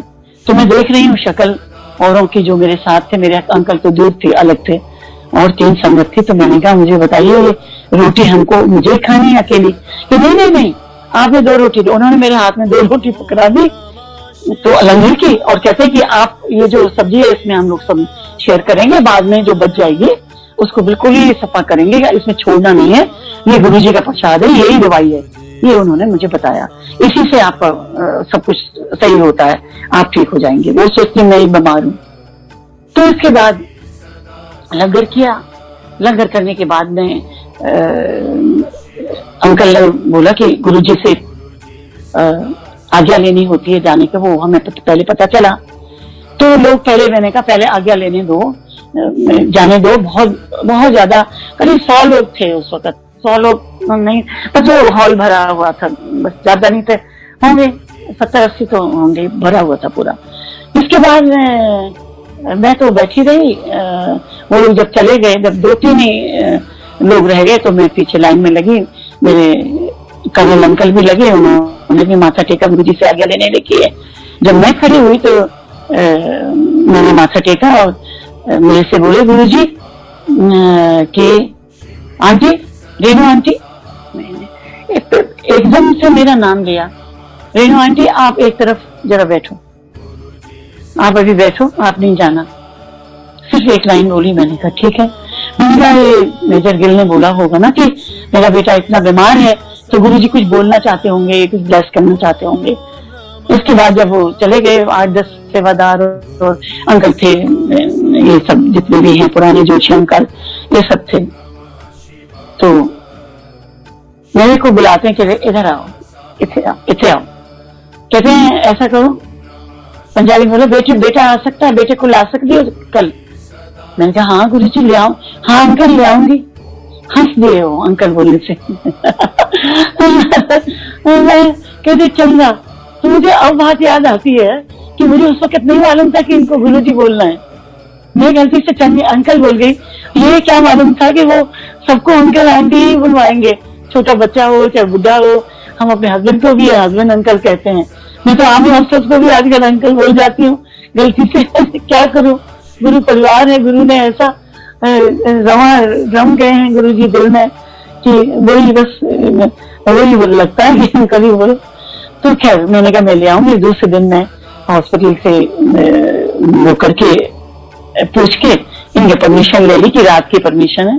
दोपहर को मेरे हस्बैंड उसको ले आए और उसको वहां सुला दिया। रात 7 बजे हम उठाया, उसको कपड़े पहनाए, अपना टी शर्ट जीन्स और या जो भी था टी शर्ट पहना के उसको ले आए और उसको बोला तुम चप्पल ही पहन के चलो, वहां उतारनी पड़ती है जूते बूते। फिर मेरे हस्बैंड को, कर्नल अंकल को थोड़ा दिक्कत होती है कि कहां जूते बूते नहीं पहनाए, चप्पल ही घर की जो है उतार के बाहर उतारे। मैं थोड़ा आगे गई और इसको पकड़ पकड़ के लाना पड़ता था क्योंकि उसको अभी सीढ़ी चढ़ना उतरना नहीं आता था, मतलब नहीं उतार सकते। तो आ तो सकता था, गिर जाएगा तो चोट लग जाएगी क्योंकि उसको अभी उतना होश जैसे आ रहा, होश तो था, होश तो मैं आ गया, पर वो ऊंचे नीचे कदम में पकड़ के ही चलवाना पड़ा था, चढ़ता था। तो मैं क्या बताऊं, सारी बातें मैं क्या बताऊं, ये तो गुरु जी जाने जो उसको आज दौड़ता है, चलता है, जॉगिंग करता है, गाड़ी चलाता है, आर्मी में नौकरी करता है। और बीच बीच में मैं बहक जाती हूँ तो संगत जी बुरा नहीं मानिएगा। अच्छा, अब क्या हुआ कि गुरुजी के पास ले गए, मैंने मेरे हस्बैंड अंकल खड़े रह गए, मैंने पहले माथा टेका और गुरुजी के चरण छुए और खड़ी हो गई। मैं बहुत पसंद करती थी कि बजाय दूर से नहीं करती थी, मैं जो गुरुजी के चरण ही छूती थी और गुरुजी बुरा नहीं मानते थे। मैं खड़ी हो गई और मेरे हस्बैंड हम लोग तीनों खड़े हो गए और वो बेटे को लेके मैं खड़ी हो गई। तो गुरुजी समझ गए कि ये बेटा है, समझ गए। तो गुरुजी ने, मैंने कहा गुरुजी को नमस्ते करो। तो ये देखता रहा, टिकटिकी बांध के गुरुजी को देखता रहा। गुरुजी इनको देखते रहे, सोच रहा होगा मैं कहाँ ले आए, किसको दिखा रहे हो, खड़ा कर रहे हो। तो वो हाथ नहीं जोड़ सकता, मैंने दोनों हाथों से उसके हाथ जुड़वाए, ये गुरुजी हैं, हाथ जोड़ो, भगवान है ये, तुम्हें ठीक करेंगे। ऐसे मैंने बोला ये चलो है ना, गुरुजी के पास आए। तो गुरुजी ने कहा लड्डू देना आंटी इसको। तो गुरुजी ने मैंने हाथ उसका ऐसे किया, गुरुजी ने इतना बड़ा, उसके हाथ तो इतने बड़े खुले हैं, खूब सारा प्रसाद दिया और गुरुजी को लगा कि ये प्रसाद गिर ना जाए। मैं उसको पकड़े हुई थी तो गुरुजी ने एकदम, कर्नल अंकल खड़े, उनको जरा सा बोला, अरे कर्नल अंकल आओ आओ, ऐसा करो इसका हाथ पकड़ो और बाहर ले जाके इसको लंगर ये पूरा खिला के लाना, बाहर ले जाओ और इसको खिला के पानी पिला के और अंदर लाओ। तो वो मेरे हस्बैंड जरा स्ट्रांग है तो वो ऐसे पकड़ पकड़ के धीरे धीरे सीढ़ियों से ऊपर लेके उसको खिलाने के लिए ले गए और उनको खिला के फिर बाद में ले आए। और फिर गुरुजी से मैंने प्रसाद लिया और मैं उसी जगह पे जहाँ राइट साइड को मेरी जगह, पता नहीं गुरुजी की महिमा है कि मुझे हमेशा सीट मिल ही जाती थी। एक आंटी इधर सरकी और उनको मालूम था ये कल भी यहाँ बैठे हैं, वहीं बैठ जाती थी वहां जहाँ एक बड़ा सा भी स्वरूप लगा है ना रेड कलर का एम्पायर स्टेट में। मेरे प्यारे प्यारे मेरे शिव जी गुरु जी का, मेरे प्यारे बहुत प्यारे और सुंदर गुरु जी का, वहाँ वो दीवार पे कोई तब नहीं था तो मैं बैठ जाती थी। इसके बाद ऐसे लंगर किया। फिर गुरुजी ने फिर मुझे कह दिया कि तुमने नहीं जाना, बैठो में बात करनी, गल करनी। लेकिन आंटी गल करनी, अभी नहीं जाना। वो सब चले गए तो मैं गई, मैंने गुरुजी से आज्ञा नहीं दी। पहले कहते हैं इधर आओ गल सुनो। मैंने कहा हाँ जी गुरुजी। तो मैं गुरुजी से गई बोलना। मैंने कहा अंकल नहीं बोलूंगी। सबने कहा तुम अंकल नहीं बोलो, गुरुजी बोलो। हंसी होंगी ना एक दो लोग, ये अंकल बोल रही है। तो मैंने गुरुजी से कहा आपको आवाज सुनाई दे रही है ना? विक्रम अंकल आपको आवाज सुनाई दे? जी आंटी। हाँ हाँ। इसके बाद गुरुजी ने कहा कि जब चले गए तो 8-10 लोग रह गए थे तो गुरुजी ने कहा आंटी ऐसा करो, आप अंकल को भी बुला लिया कि आप ना कल मार्केट जाओ और मार्केट से 1.5 किलो का पानी आ जाए, इतना बड़ा जग लाना, ढक्कन वाला और अच्छा लाना सुंदर, वो लेके मेरे पास कल आना और आप आते रहा करो। मैंने कहा ठीक है। और बच्ची को कभी नहीं लाना, अभी उसको इलाज चलने दो जैसा चल रहा है, और अभी उसको नहीं लाना, आप आगे रहोगे और चिंता नहीं करो, सब ठीक होगा, ऐसा बोला। जैसे बोलते नॉर्मल हम पूछते तो बहुत अच्छी तरह बात की। और मैं गुरुजी के जैसे मैं सीख गई थी, मैंने गुरुजी के माथा टीका और मैं चली गई। ऐसे हम जाते रहे और बीच में गुरुजी बहुत से चमत्कार। और एक दफा और भी एक सत्संग है, वो मैं अभी नहीं करूंगी कि काफी टाइम हो गया है। अब मैं वही करूंगी जो मेरे बेटे को जैसे ब्लेस किया और कब ठीक हुआ। उसके बीच में भी गुरुजी ने मुझसे एक सत्संग कराया, वो मैं अगले बार जरूर सुनाऊंगी। एक सत्संग मुझे खड़े होके करवाया था, मुझे नहीं मालूम था कि ये खड़े होके जो अंकल लोग बोल रहे हैं ये सत्संग क्या होता है। गुरुजी तो बोलते नहीं थे, प्रवचन नहीं देते थे, पर जब किसी को कुछ बताना होता था, जैसे मुझे बताया कि ये लाना है, ये करना है। अच्छा, जब मेरे को वो जग दे दिया तो मैंने कहा गुरुजी इसका क्या करना है? तो कहते हैं कि इसके अंदर पानी भरना है। गुरुजी ने अपना जल पानी पिया और कुछ बोला, पानी पहले अपना डाला उसमें अपना गिलास से, झूठा क्या होगा, वो तो अमृत है। मैं भी गुरुजी माफ करिएगा, मतलब गुरुजी का जल, गुरुजी का अमृत जो गुरुजी ने पिया वो उसके अंदर डाला और कुछ बोला उसके अंदर, मुंह डाल के कुछ बोला, मैंने नहीं सुना, और ढक्कन बंद कर दिया कि एनू खोले ना। रात भर इसको बेटे के किनारे पे कमरे में, बेटा जहाँ सोता है उसके साइड टेबल पे रख देना, और बाकी इसको साफ कैसे करना है वो अंकल बताएंगे। तो वो अंकल वहां थे, कौन से अंकल हैं जो सारे थे वहां, जोशी अंकल हुई, वो जो भी अंकल बैठे थे उनके नाम भूल गई। तो मैं उनके पास जाके बैठ गई। हाँ अंकल कैसे साफ करना है? कहते हैं इसको राख से साफ करना है। मैंने कहा विम वगैरह नहीं? कहते नहीं, राख से साफ करो, नींबू भी नहीं लगाना। मेरे टाइम तो कोई नींबू नहीं बोला था, मतलब नींबू लगाने के लिए मना नहीं किया था, पर मेरे को राख से ही बोला था कि इसको राख से रोज शाम को साफ करो, पानी भरो, इसके पास अस्पताल में भी जाके रखो, इसको मॉर्निंग में जो भी ड्यूटी पे जाता है इसको पानी पिलाओ, 1 गिलास पिए या इसकी बोतल में डाल दो, तो 1 गिलास पानी पिला के जो बाकी नहलाओ, इसके सिर पे डालो, सिर पे ज्यादा डालो, ब्रेन इंजरी है। तो वो हम ऐसा करते रहे और ये धीरे धीरे मतलब ये इसको याददाश्त आती रही। और एजुकेशन भी समझो कि क्या बताएं, कितना कुछ बता सकते हैं, वो तो मैं किसी को ब्लेम नहीं करती। डॉक्टर न्यूरो सर्जन ने पूरा इलाज किया, वो कहते थे सब कुछ ठीक हो जाएगा और वो ठीक हुआ।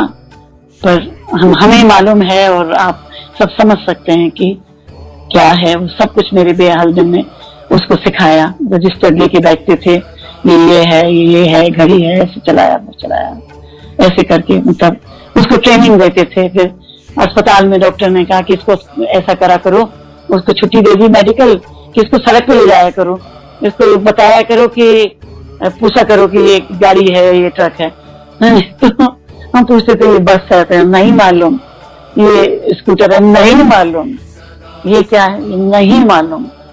मैं थक गया हूँ, नहीं मालूम। ये वर्ड्स होते थे।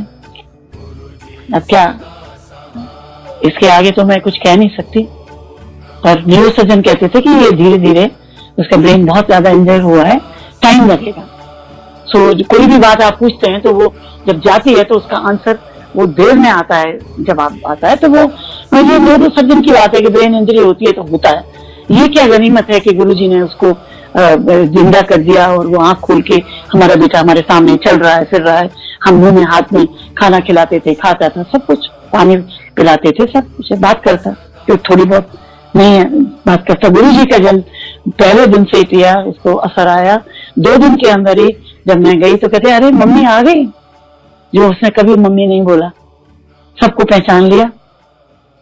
हम जाते रहे और पता नहीं क्या बात हुई, 1 हफ्ते तक जब जाते रहे तो गुरुजी ने कभी ऐसे कभी पूछ लेते थे, चाहे मैं आया लेते वक्त, पुत्र का क्या हाल है, पहचान गए? तो मैंने कहा हाँ जी गुरुजी बहुत असर हो रहा है। मेरे हस्बैंड भी हाँ में हाँ मिलाए कि हाँ गुरुजी बहुत असर हो रहा है, बहुत ठीक हो रहा है। और मेरे दिल ने भी उनको बताया कि गुरुजी आपकी ब्लेसिंग बहुत असर करी है। और आपको मैंने बताया नहीं कि लंगर जब मैं उसको मुंह से हाथ से खिला रही थी, जब लंगर गुरुजी ने कहा खाओ, मिर्ची नहीं खा सकता था, ब्रेन इंजरी में उसको मिर्ची की पसंद नहीं थी, तो मिर्ची के आंसू आ रहे थे, पानी दो पानी दो। तो वो बच्चे की तरफ में पानी लाई, जल प्रसाद एक अंकल ने पानी दिया, गुरुजी ने ऐसे करके हाथ बंद कर दिया। गुरुजी समझ गए, गुरुजी का मतलब ये था कि खाने दो, यही दवाई है। हम तो आप पता चलता है ना कि जितनी मिर्ची होगी उतना ही वो होगा, जितनी मिठाई आप गुरुजी खिलाएंगे उतना ही आपकी शुगर ठीक होगी। जो चीज की गड़बड़ है वो गुरुजी उसी से ठीक करते थे। पहले भी पान के पत्तों से जलेबियां खिला के, अगर किसी का तकलीफ ज्यादा है तो उसको 2 दफे, कितनी 3 दफा गुरुजी हमको मिठाई दे देते थे। किसी दिन एक ही दिन में मिलती थी, एक दिन कहते थे नहीं हलवा और खिलाओ, और लाओ और दो, कड़ा प्रसाद दो। तो ये गुरुजी हमारी बीमारियां हमारा ये करते थे। और अगर हमारे आंसू निकल रहे हैं गुरु के लिए तो वो बड़ी अच्छी बात है, वो भक्ति के आंसू हैं, इतना दिल हल्का हो जाता है।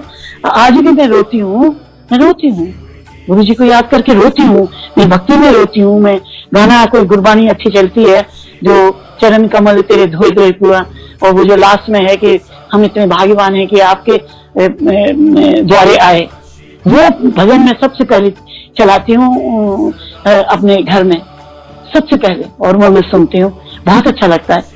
ऐसे दिन चलते रहे, सितंबर निकल गया, अक्टूबर निकल गया, नवंबर आ गया, ठीक होता रहा। अपने आप नहाने लगा, शर्म करने लगा, कहता हट जाओ, थोड़ा पानी डाला, कपड़े चेंज करने आगे उसको खुद करूंगा, मैं गुस्सा करता था।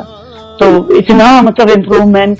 और फिर उसको घर भेज दिया, तो मतलब 1 महीने 15 दिन वहां रखते थे, 15 दिन घर भेजते थे कि घर में एल्बम दिखाओ, ये दिखाओ, वो दिखाओ, शादी का वो दिखाओ, ऐसा ही कुछ करते हैं। ब्रेन इंजरी में जो डॉक्टर बोलते हैं वो करते हैं। तो वो तो काफी ठीक हो रहा था। उसको पूछो कहाँ है तेरी यूनिट, तो बता दी वो है, मैं वो हूँ, ये हो गया, वो हो गया। ऐसे करके मैं तो इतनी गुरुजी की शुक्रगुजार। अरे मेरा बच्चा जिसको कि कुछ पता नहीं कि ये उठेगा, आंखों से देखेगा, उसको उठाया, उठाने के बाद उसको ठीक किया। हमने नहीं सोचा था कि वो आर्मी में ऐसे हेड इंजरी से कैसे नौकरी करेगा, कितनी देर में ठीक होगा। सेमी कॉन्शियस था, सब कुछ उसको पहचान। और गुरुजी के जल प्रसाद से और इलाज में ये नहीं कहती कि न्यूरो सर्जन कोई इलाज नहीं कर रहे, गुरुजी हमेशा कहते हैं इलाज करो, पर इलाज के ऊपर भगवान की ब्लेसिंग है, वो सबसे बड़ी चीज है। ऑपरेशन करने भी न्यूरो सर्जन जाता है तो भगवान को, अच्छा सर्जन होगा तो पहले भगवान के हाथ जोड़ता है। हर एक अस्पताल में मंदिर होता है, जोड़ता है कि भाई मेरे हाथ से अच्छा सा हो जाए। अच्छा, अब ऐसे ही हुआ। चलिए, अब मैं बहुत सी चीजें बीच में हुई, मैंने भी एक सत्संग किया था, मेरे साथ हुआ था कुछ, वो मैं अभी नहीं सुना सकती, मैं आपको बेटे का ही सुना के मैं अपना विराम करूंगी। नवंबर या दिसंबर का 26 तारीख की बात है। नवंबर में भी गुरुजी ने कहीं बुलाया था, वहां भी मैं गई थी। वो अंकल नहीं गए थे, मैं गई थी, खुद मैं गाड़ी चलाती हूँ, तो वहां भी गई थी। और इसके बाद 26 तारीख का याद है, 2 दफे ले गए थे। 26 तारीख दिसंबर की बात है, तो मेरे से कहने लगे कि आंटी, रेनू आंटी सुनो, रुको, तुम नहीं जाना, रुको रुको रुको। मैं खड़ी हो गई, लोग चले, पता नहीं क्या था संगत जी। मैं भिखारन, मैं गुरु की भिखारन हूँ। मेरे को गुरु से अरदास करके भीख में मेरे अरदास करके मेरे बच्चा मेरे वापस दिया, और मैं वहां मन करता था कि मैं जाऊं ना यहाँ से, देखती रहो गुरु जी मुझे ना बोले। हाँ, मुझे कभी बोला नहीं कि चले जाओ। तो मैं जब सब चले जाते थे तब मैं थोड़ा टहलती रहती थी, तो मुझसे कहने जाने लगी तो कहते नहीं नहीं रुको। अरे भाई जल्दी से किसी को बोला वहां कौन से सेक्टर अंकल वहां थे, तो उनसे बोला वो रुको, मैं आंटी को, रेनू आंटी के लिए वो लाओ कार्ड लाओ, जल्दी से कार्ड लाओ, पेन लाओ भी पेन। और उन्होंने अपना ऐसे अपने पास अपने पैरों पे रख के, कोई किताब वगैरह नहीं थी, तो गुरुजी ने वहीं कोई नीचे लगाने के लिए तो वो उन्होंने कोई किताब या कोई दी, तो गुरुजी इतना बोले मैंने सुना, तो उन्होंने लिखा Renu aunty and family, and date डाल दी 26/12/99 था। तो और फैमिली, और बहुत सुंदर से, पहले वो रेनू आंटी लिखने लगे तो पेन थोड़ा रुक गया, फिर चला, तो मेरे को दे दिया, और उनकी तरफ लिखा लिफाफे के, उसके अंदर कुछ और लिखा हुआ था, मुझे नहीं मालूम। तो गुरुजी ने कहा ये कार्ड है और ये आना है। मैंने कहा गुरुजी कहाँ आना है? कहते सब कुछ मैं नहीं, गुरु सच नहीं पूछते, इसके अंदर लिखा है कहाँ आना है और जरूर आना, और 3 दफा बोला फैमिली में आना। मैंने गुरुजी कहाँ फैमिली? बच्चे तो सब पूछते हैं ये तो अस्पताल में है, अभी तो घर में है और आ गया है, और वो बेटी तो कहीं जम्मू में पोस्टेड है, और मैं अंकल आ जाएंगे, कोई आएगा घर वाला तो आ जाएगा, यहाँ तो नहीं है हमारे घर वाले। कहते कोई नहीं, पर फैमिली बनाना। 2-3 दफा बोला फैमिली, मैंने लिख दिया है फैमिली बनाना। मैंने ठीक है गुरुजी लाऊंगी। इसके बाद मैं चली गई, और नहीं, फिर मैंने अंकल से पूछा, मेरे हस्बैंड पूछा कि सर इसमें हम लोग बुद्धू है ना, हमें अक्ल कहाँ है?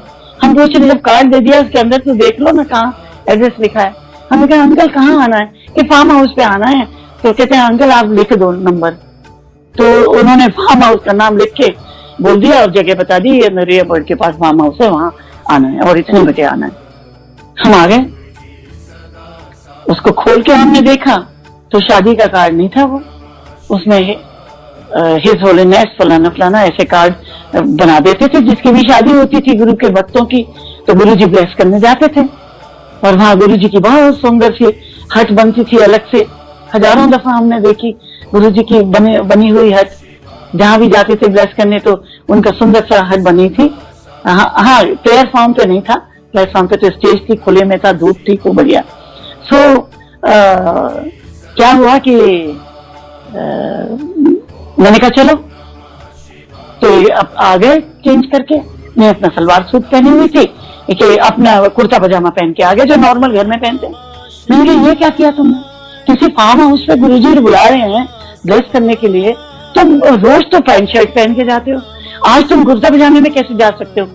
और वो भी घर का। कहते नहीं आज मैं जाऊंगा, क्योंकि वहां ना फार्म हाउस पे, और चप्पल भी मैं यही पहनूंगा जो होती है बाथरूम वाली जो होती बाटा की आती थी रबर की। कहते कोई नहीं देखता है वहां, मैं यही रबर की चप्पल पहनूंगा नीले रंग की, पहले वो वी शेप की आया करती थी।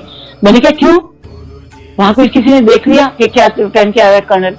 कहते नहीं मैं तो यही पहनूंगा। अच्छा, मैंने कहा अगर तुम बहुत जिद कर रहे हो तो ऐसा करो, मैंने सरोजनी नगर से एक बार बढ़िया सा कुर्ता तुम्हारा ला के रखा था कि कभी कहीं जाना होता तो वो वाला पहन दो।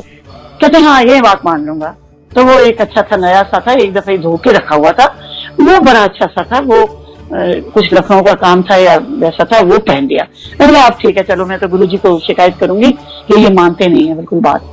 मैंने ऐसे बोला तो वो कहते हैं बड़बड़ाते हुए रास्ते में, गुरुजी का मन तो मेरा बहुत करता है, इतना अच्छा लगता है गुरुजी के सामने जैसे कि बस इतना उसको ब्लेस कर रहे हैं, इतना ठीक हो रहा है कि भगवान है। पर मेरा ना ये ड्रिंकिंग का टाइम जो है ना बड़ा गड़बड़ है, मेरा बड़ा मन कर रहा था ड्रिंकिंग का टाइम पे ही गुरुजी का बुलाते हैं आज तो मैंने कहा कमाल करते हो तुम, रोज मैं चली जाया करूंगी बाय से, तुम यहाँ ड्रिंक किया करो, तुमको तो अपने बेटे का तुम्हें कोई लिहाज नहीं है। कहते नहीं नहीं गुरुजी से मेरा बहुत मन करता है, बहुत प्यारे हैं गुरुजी। अब हम वहां चले गए तो देखा तो घोड़ा गाड़ी और वहां से बारात के वो बैंड बाजा खड़ा।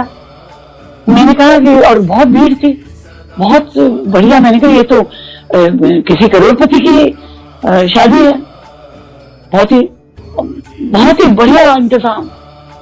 और ये कहने लगे यहाँ तो कहीं पार्किंग नहीं है, तुम जाओ गुरुजी के पास, मैं पार्किंग करके आता हूँ। ये चले गए और वहां से जैसे गेट से घुसे तो मैंने देखा कि गुरुजी की बहुत सुंदर हाइट और बड़ा आसन उन्होंने बनाया हुआ था। और ये शादी किसकी थी ये मुझे उस दिन पता नहीं चला था, क्योंकि उस टाइम में पहचानती नहीं थी इतना ज्यादा। सूद अंकल की बेटी दिव्या की शादी थी, किरण सूद जो मरवाहा थी उनकी बेटी की शादी थी। मुझे बाद में जब मैंने उनको देखा वहां तो बाद में मैंने उनसे पूछा कि ये मतलब आपकी बेटी की शादी। उस वक्त मुझे नहीं मालूम था कि ये किसकी शादी है, मुझे बाद में पता चला कि वो सूद अंकल बैठते हैं ना, उनकी बेटी की शादी थी। और मैंने कहा हाँ वो तो वहां बैठे थे। तो जैसे ही मैं गई तो 10 कदम पे ही थी तो इतने में ही वहीं से चिल्लाए गुरुजी। मतलब आप ये सोचिए मेरा रोने को मन करता है कि मेरा परिवार ने मुझे इतना प्यार नहीं दिया। परिवार देता है पर जो प्यार गुरुजी से मिला, मेरे माता पिता सखा मेरे फ्रेंड से मिला, कोई ऐसे करता है। मेरे गुरुजी ले जाते थे जिनको तो सोचते थे कि जिसकी जगह मैं ले जा रहा हूँ तो मेरी संगत को बहुत प्यार मिले, उनको इज्जत मिले। जैसे माँ अपने बच्चे को ले जाती है शादी में, ऐसे हमको वो ले गए। तो पहले से कहते वहां लोग काफी ब्लेस करके चले गए, कुछ इधर उधर बैठे थे शादी वाले, काफी टाइम हो गया था तो ब्लेस करके लोग खाना खा रहे थे, कुछ कर रहे थे एक लंगर। तो वहां कोई नहीं था। तो मैं पहुंची तो गुरु कहते आ गई, देखिए आ गई अशोका होटल की मैडम, मालिक है पक्के इंचार्ज। अरे मैंने डोक मारे थे और बोले जा रहे हैं ये है ये न्यू आंटी है, ये अशोका होटल की है। मैंने गुरु जी मजाक मत करो, मैं मालिक कहाँ का मालिक, मैं तो वहां मैनेजर हूँ। और मेरे मुंह से इतना निकल गया कि गुरुजी मैं तो वहां नौकरी करती हूँ, पैसे मिलते हैं। और ये वहां नंबर 2 हूँ वो भी, और वो सम्राट होटल में प्रमोशन होके आई हूँ, नंबर 2 हूँ, नंबर 1 नहीं हूँ, छोटी थी हेड ऑफ द डिपार्टमेंट। अरे अगर मैंने कह दिया कि इंचार्ज है तो मतलब मालिक, तो क्या हो गया, मालिका का मतलब है कि तुम बहुत रॉब है। हाँ मैंने कहा वो तो मैं थोड़ी रॉब है। कहते काम तो अच्छा ये गल बात सुनाओ कि काम तो कर दिए ना, सारे मेरी शक्ल देख रहे हैं वहां 4-5 लोग कि ये है कौन चीज कि गुरुजी की भक्ति जिसकी गुरुजी तारीफ कर रहे हैं। मतलब इतना ज्यादा वो तभी बोले उस वक्त। तो कहते काम तो कर दिए ना, मैं काम तो मैं बहुत कर दी हूँ गुरुजी, मेरा नाम है काम में। तो अपनी शान मार डाली, ईगो आ गई मुझको। यार नहीं कहना चाहिए था पर मैंने बोला चलो हम तो गुरुजी ने बुलाया था, बैठ गए गुरुजी के चरणों में, वहीं हट में बैठी रही 10-15 मिनट 20 मिनट आधा घंटा बैठी रही। बार बार कहते हैं जाना नहीं है, खाना नहीं है, खाना नहीं खाना, लंगर नहीं लेना। तो सब लोग अंकल को भी बोला, वो भी बैठे थे। कहते जाओ अंकल एंजॉय करो, खाना खाओ, और आंटी आप भी जाओ, रेनू आंटी जाओ और एंजॉय करो। मैं दिन में ये सोच रही थी कि इतना बढ़िया खाना होगा इटालियन ये वो सा, और मैं तो सभी कुछ तरह का खाती हूँ, तो क्या खाऊं और क्या ना खाऊं। तो मैं सोच ही रही थी तो गुरुजी ने उस वक्त, मुझे थोड़ी मालूम था कि जो मैं सोच रही हूँ वो गुरुजी को मालूम है। वो तो आज बस याद करती हूँ ना तो तब मुझे पता चलता है कि क्या मतलब गुरुजी अंतर्यामी हमेशा रहे, कल आज भी हैं, कल भी हैं और हमेशा रहेंगे। हम बोलने की देर नहीं है जब तक आपको आंसर मिल जाएगा। ऐसे मेरे भक्त परमात्मा, मैं क्या बोलूं मैं गुरुजी के लिए। गुरुजी ने कहा सोचो ना रेनू आंटी, जो मर्जी है वो खाओ और इंजॉय करो, बस ऐश करो, इंजॉय करो, खूब इंजॉय करना, सब कुछ खाना। मैं चली गई।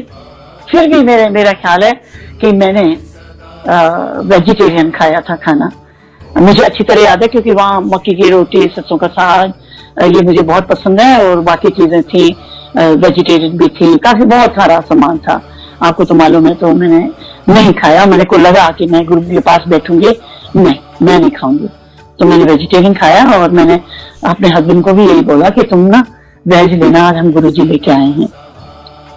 पर मुझे जब जाते वक्त गुरुजी ने पीछे से एक सेवादार आया कि आंटी गुरुजी कर्नल अंकल को बुला रहे हैं। तो कर्नल अंकल मेरे साथ पजामे के साथ जा रहे हैं और मैं आगे आगे उनसे छुप रही हूँ कि ये लोग क्या कहेंगे शादी वाले कि ये आंटी तो अच्छा सलवार सूट पहने है, ठीक ठीक लग रही है, ये कुर्ते पजामे वाला कौन है? वैसे तो हैंडसम है, उस कुर्ते पजामे भी ठीक लग रहे थे, चप्पल तो उन्होंने बाहर ही डाल दी थी, नंगे पैर थे। उन्होंने सोचा कि गुरुजी के सामने चप्पल उतारते हैं तो नंगे पैर ही थे, चप्पल नहीं पहनी। पर उससे पहले की मैं बात बताऊं, वो तो मैं भूल ही गई, खाने के लिए तो बाद में बोला।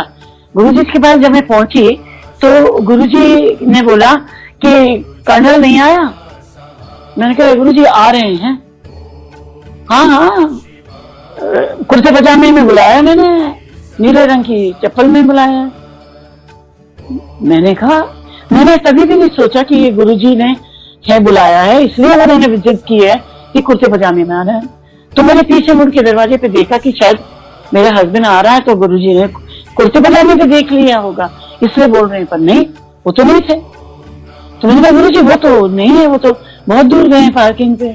मैं धीरे से बोला, कहते नहीं आंटी मैंने इसको कर्नल को कुर्ते पजामे मैंने बुलाया है, नीले रंग की चप्पल में भी मैंने बुलाया है, ये मैंने कितना है। मैंने कहा क्यों गुरुजी? कहते हैं इसलिए कि इसके अंदर, कर्नल के अंदर ईगो बहुत है। मुझे नहीं मालूम है कि उनमें क्या ईगो देखी होगी, और है ईगो थी, अभी भी कहते हैं कि हाँ बहुत थी, गुरुजी ने ठीक किया। ईगो बहुत है, तो इसलिए मैंने इसको कुर्ते पजामे बुलाया। कोई बात नहीं है, ठीक है, चंगा बैठो तुम। तो ये बात मैं भूल जाती हूँ ना बीच बीच में। खाना खाने गई मेरे हस्बैंड, मैं अपना एक कुर्सी पे बैठ गई, ऐसी जगह जहाँ अंकल के लिए जगह ना हो।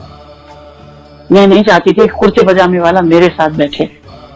सच्ची बात बता रही हूँ सुंदर जी, जो दिल की बात है, ये सत्संग जो होता है ना, सच का संग होता है। तो गुरुजी ने इनको बोला होगा कुछ कि उधर चला जाओ या कुछ है, या वो समझ गए होंगे कि ये रास्ते पर बड़बड़ाता आ रहा है, रेनू आंटी को बोलता आ रहा है कि ये टाइम मेरा ये था वो था। तो मुझे नहीं मालूम है क्या बोला, कुछ बोला होगा। गुरुजी बोलते हैं जब ले जाते हैं तो कुछ लेक्चर दिया होगा, गुरुजी इसको डांटा होगा, कुछ ईगो है इनकी तो डांटा होगा। मैंने सोचा अच्छा है, डांट पड़ रही है, बहुत अच्छा है, मजा आया। इसके बाद मैं खाना खा रही थी तो मेरे पास आके खड़े हो गए, एक गिलास में, जैसे गुरुजी का जूस वगैरह या जो चाय आती थी, गिलास लपेट देते हैं ना नैपकिन से, ऐसे अपना नैपकिन से गिलास को लपेटे हुए। इनको शर्म आ रही होगी। मैंने कहा तुमने ये गिलास क्यों लपेटा हुआ है, क्या है इसमें? तो धीरे से बोलते मैं बाद में बताऊंगा। बट बाद में इन्होंने बताया, घर आके तो नहीं, तभी बता दिया था कि गुरुजी ने मुझे ये बोला, सोचता क्या है, क्या सोच रहा है, और कि मैं पीऊं या ना पीऊं। राइट साइड को जाओ, मेरी आज्ञा है, ले लो, एंजॉय करो और खूब एंजॉय करो, खाना खाओ तरह तरह का और एंजॉय करना। जाओ। गुरुजी को इन्होंने कानों को हाथ लगाया, हाँ गुरुजी मैंने, आप समझ गए ना संजय जी किस मैं कह रही हूँ, ड्रिंक्स के बार वगैरह थी। गुरुजी ने कहा नहीं, मेरी आज्ञा है, एक नहीं दो लेना।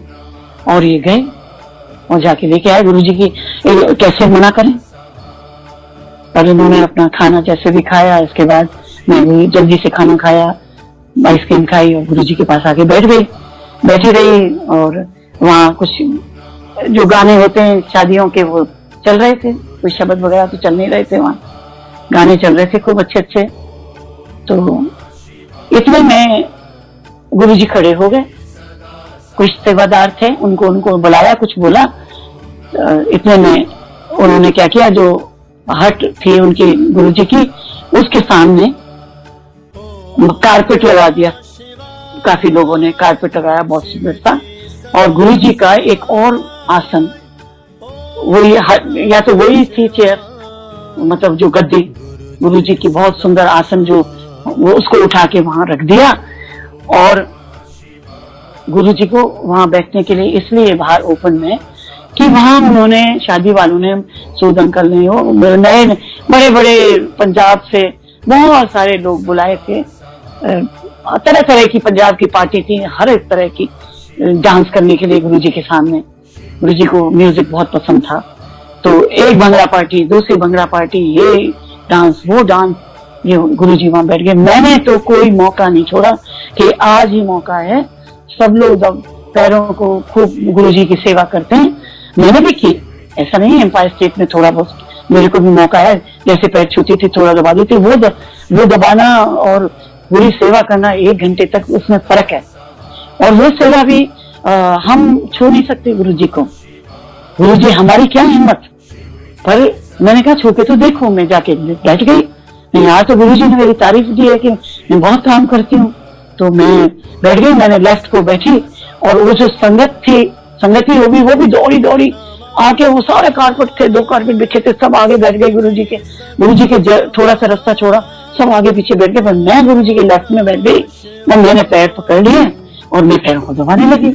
गुरुजी ने कुछ नहीं बोला, मेरी तरफ देखा, स्माइल की, जरा नहीं कहा कि मेरे पैरों को मत छू या नहीं करो। मैं दबाती रही, आधा घंटा तक दबाती रही, पार्टी गानों की चलती रही।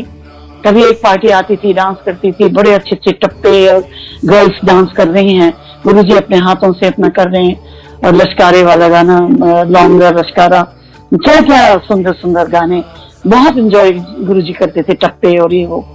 तो वो क्या था उसमें कि जब एक पार्टी खत्म हो जाती थी तो थोड़ी देर के लिए वो रेस्ट करने चले जाते थे, चाय पीने, फिर दूसरी पार्टी आती थी। इतना नाचते थे तो थकते थे, तो 10-15 मिनट वो करते थे, 10-15 मिनट के बाद दूसरी पार्टी आती, दूसरी पार्टी आई, तो उस गैप में थोड़ी आवाज बंद होती थी। तो गुरुजी बोले थक गई होगी रेनू आंटी। मैंने कहा नहीं गुरुजी, मैं तो कभी भी नहीं थकूं, मैं तो बहुत अच्छा लग रहा है मुझको। कहते अच्छा, तो फैमिली क्या चाहती है? पंजाबी में बोला कि जानते ना, जितने पंजाबी नहीं बोल सकती, आती तो है गुरुमुखी, मुझे गुरबानी भी सब समझ आती है, पर मैं इतना अच्छा बोल नहीं सकती। तो गुरुजी ने कहा क्या चाहते? अब मैं पागल के, हम लोग तो पागल है, अनाड़ी। अब गुरुजी कुछ पूछ रहे हैं तो क्या चाहते हैं, तो अब मुझे समझ में नहीं आया। मुझे गुरुजी क्या चाहते हैं मतलब? तो कहते मतलब ये है कि तुम मेरे पास आई थी अपने बच्चे के लिए, कैप्टन के लिए, तो उसके बारे में क्या कहते हैं, मतलब कितना क्या चाहते हैं, वो कितना इम्प्रूवमेंट हो गया? मुझे गुरुजी तो ऑलमोस्ट काफी ठीक है, बहुत ठीक है, मतलब बिल्कुल अच्छा, बहुत आपका है, मैं आपका इतना शुक्रगुजार हूँ, मैं तो कर्जदार हूँ, आप भगवान हैं, और मैं तो आपकी सेवा जितनी करूँ उतना कम है, मैं तो बस आपके कर्जदार हूँ। तो गुरुजी ने कहा कि क्या चाहते हैं अंकल, क्या चाहते हैं? मैंने अंकल तो पक्के आर्मी वाले हैं, उनके 10 बच्चे होते, आर्मी में करते। जब ये शादी हुई थी ना गुरुजी, मैंने बोल दिया, तो ये कहते थे कि लड़ाई कब होगी, लड़ाई कब होगी बताओ, ये सब आर्मी वाले ऐसे बोलते हैं। तो कहते फिर क्या चाहता है? कहते मैंने कहा गुरुजी वो ये चाहता है कि, चाहने की बात तो ये है कि वो खड़ा हो जाए और यूनिफॉर्म पहन दे। अब यूनिफॉर्म पहनना का मतलब है कि वो ड्यूटी पे चला जाए, तो ड्यूटी पे जाना मतलब नौकरी करना, मतलब गुरुजी ने ठीक कर दिया। तो गुरुजी ने कहा जा कल्याण किया रेनू आंटी। मैंने कहा क्या गुरुजी कल्याण करना का मतलब? कहते कल्याण किया मतलब ठीक हो गया। मुझे कल्याण का ही मतलब नहीं, मैं बुद्धू बिल्कुल, बाद में पता चला कल्याण कितना मतलब हो गया। कहते गुरुजी कल्याण कितना यूनिफॉर्म पहनेगा। मैंने कहा मैंने अपने दिल में सोच रही कि कब पहनेगा, मैं पूछूं गुरुजी से। तुम डर रही थी कि बेचारा देख रहे हैं हम लोग, गुरुजी इतने प्यार से देख रहे हैं, उसमें डिस्टर्ब करूं। तो गुरुजी ने मेरे मन की बात पढ़ ली। कहते हैं आज क्या तारीख है? 16। हाँ, 1 तारीख 2000 की 1 जनवरी को यूनिफॉर्म पहनेगा। जा ब्रेस किता, जा कल्याण किता, यूनिफॉर्म तैयार कर लो, यूनिफॉर्म पहनेगा। तो मैंने कहा ठीक है गुरुजी, थैंक यू, बहुत बहुत थैंक यू आपका। तो मैं दबाती रही, और फिर इसके बाद 15-20 मिनट, आधा घंटा, मतलब 1 घंटा तो चला ही होगा म्यूजिक सिस्टम। बीच में गुरुजी के लिए चाहे कोई कॉफी या जूस प्रसाद आया, और इसके बाद गुरुजी ने उठ गए, तो उनके जो थे होस्ट ले गए, कहते गुरुजी जा रहे हैं, और गुरुजी ने सबको ऐसे हाथ जोड़े, हमने गुरुजी से पैर छू लिए, मैंने गुरुजी से आज्ञा ली, और हम गुरुजी के पीछे पीछे, और अपनी गाड़ी में पार्किंग में मेरे हस्बैंड से कहा अंकल से कि आप गाड़ी ले आओ, और मैं गाड़ी लाए और वो हो गई। ठीक 29-30 तारीख को मैं रास्ते में अपने पति को बता रही हूँ, हमारे ईगो वाले पति को, कि आज तो मैं धन्य हो गई। कहते क्या हुआ, क्या बोल दिया गुरुजी ने? मैंने कहा ये तो गुरुजी ने मेरी तारीफ की कि मैं अशोक होटल में बहुत काम करती हूँ। एक दूसरे मुझे बहुत प्यार दिया, इतना मुझे एम्पायर स्टेट में उतना बात नहीं करते, नहीं करने के बल्कि हम तो गुरुजी के साथ हर टाइम ऐसे ही जाएंगे, बता देंगे गुरुजी जहाँ भी जाना ले जाया करो। तो फिर कहते हैं कि क्या बोला, कहते हैं कि वो 1 तारीख को यूनिट ज्वाइन करेगा, मतलब यूनिफॉर्म पहनेगा। तो हंस दिए मेरे हस्बैंड। कहते हैं कि गुरुजी ना तुम्हें खुश करने के लिए कहते हैं कि तुम माँ हो ना, तुम्हें बहुत दुख होता है कि यूनिफॉर्म कब पहनेगा या नहीं पहनेगा, या ऐसे कितने दिन तक ऐसे रहेगा मेडिकल। तो मैंने कहा कि गुरुजी की, मैंने कहा सारे पुराने जनरल कपूर और ये सबसे बात होती है, वो ये कहते हैं जो गुरुजी बोल देते हैं पत्थर की लकड़ी होती है। मैं तो बहुत सत्संग सुन चुकी थी गुरुजी की। मैंने कहा अब तुम्हें अभी तक फेथ नहीं है गुरुजी पे? कहते नहीं फेथ है पूरा, पर इसी कैसे ठीक हो सकता है, अभी तो महीना भी नहीं। 30 तारीख को लेटर आता है आर्मी हेडक्वार्टर से कि so and so captain has to join this unit in Delhi. क्या होता है आर्मी वालों का कि मेडिकली कैटेगरी ग्राउंड होते हैं, तो जब थोड़े ठीक हो जाते हैं तो उनको यूनिट उनका चेकअप करके न्यूरो सर्जन चेक करता है, तब करता है। तो अब न्यूरो सर्जन ने चेक करा, इसकी चेकिंग थी कोई 25 तारीख 26 तारीख को, ये इसका मेडिकल हुआ, पूरा सिटी स्कैन हुआ, ये हुआ जाता था। और डॉक्टर सरप्राइज, वो कहते हैं very good improvement, brain heal कर रहा है, ब्रेन जो है लेफ्ट वाला वो हील कर गया है, इतना अच्छा हील कर गया है। उन्होंने सोचा उनकी दवाइयों से हील कर गया है, उनकी दवाइयों से वो सोचते थे कि हील कर गया है। मैं इसमें कोई डॉक्टरों का नहीं कह रही, वो उन्होंने पूरा इलाज अच्छा किया, पर उसके साथ जो भगवान की, मेरे गुरुजी की जो ब्लेसिंग, जो अमृत किया, वो जो इम्प्रूवमेंट हुआ, वो मैं क्या बताऊं, कुछ हो नहीं सकता, ऐसा कोई कर नहीं सकता, ऐसा कभी दुनिया में नहीं हो सकता। वो कोई भगवान कर सकता है जो हमने रोज शिव जी के दूध और वो सब चढ़ाए, मंदिरों में गए, फिसल भी जाती थी, इतना मैं मंदिरों में चढ़ाती थी। मैं नहीं गई मंदिर में, जब गुरु जी को मिली, मुझे गुरु जी के पास जा रही हूँ, मुझे कहीं जाने की क्या जरूरत है, मेरे तो शिव जी भगवान है। तो ये जो है डॉक्टर ने कहा लॉस ऑफ इम्प्रूवमेंट, ये can temporarily join the unit, ऐसे करके कुछ उन्होंने बात की, उस पर कागज पे लिख दिया कि ये काफी फिट है, मतलब कितने % फिट है, ये कैन ज्वाइन, मतलब ये can just sit and come back. He couldn't have gone, you know, to the unit, Punjab में इसकी यूनिट थी जिसमें पूरी यूनिट होती है, यूनिट कहते हैं, रेजिमेंट होती है, वहां तो जा नहीं सकता था, वहां तो बहुत तरह का काम करना पड़ता। तो यहाँ एक यूनिट थी, उसका नाम मैं नहीं बताऊंगी, वहां ये 6-7 महीने किया, 6-7 महीने 8 महीने किया। अब यूनिफॉर्म नहीं, क्या करें? मैंने कहा देखा गुरुजी ने बोला था। फिर भी मेरा पति जो है ईगो से भरा हुआ उस टाइम, मतलब ईगो ऐसा नहीं था कि गुरुजी को प्यार नहीं करते थे, बहुत प्यार करते हैं, अभी भी गुरुजी को बहुत प्यार करते हैं। आज मैंने उनको जाके अपने मोबाइल पे मंदिर दिखाया कि आज मंदिर कितना सुंदर है, देखो गुरुजी के हाथ जोड़े हैं, उनके तकिए के नीचे गुरुजी का स्वरूप रखा हुआ है, क्योंकि वो काफी दिन से बीमार हो गए थे और ठीक हो रहे हैं, चल फिर सकते हैं पर बिस्तर में ही लेटते हैं। He is 87 years old, he is 11 years elder than me। बाल बिना करके ले आया है कर्नल, ये मुझे समझ गए। तो जी आप हंस रहे होंगे कि आंटी क्या सत्संग करती है। इसके बाद जब उन्होंने डॉक्टर ने बोला कि हाँ ये यूनिट ज्वाइन, जैसे 30 तारीख को आया तो मैंने कहा अब क्या करें, तो कहते मैं वहां जा रहा हूँ, गोपीनाथ मार्केट दिल्ली में है, तो वहां यूनिफॉर्म बनी बनाई मिलती है। तो इसके कोई पुरानी यूनिफॉर्म पड़ी थी, उसको देखा, कैप्टन के रैंक वगैरह भी लगाने पड़ते थे, मेडल शेडल भी बहुत सारे वो ले आए, जो लगने होते थे सारे पूरे ले आए, और वो भी ले आए जो इसको मिला था।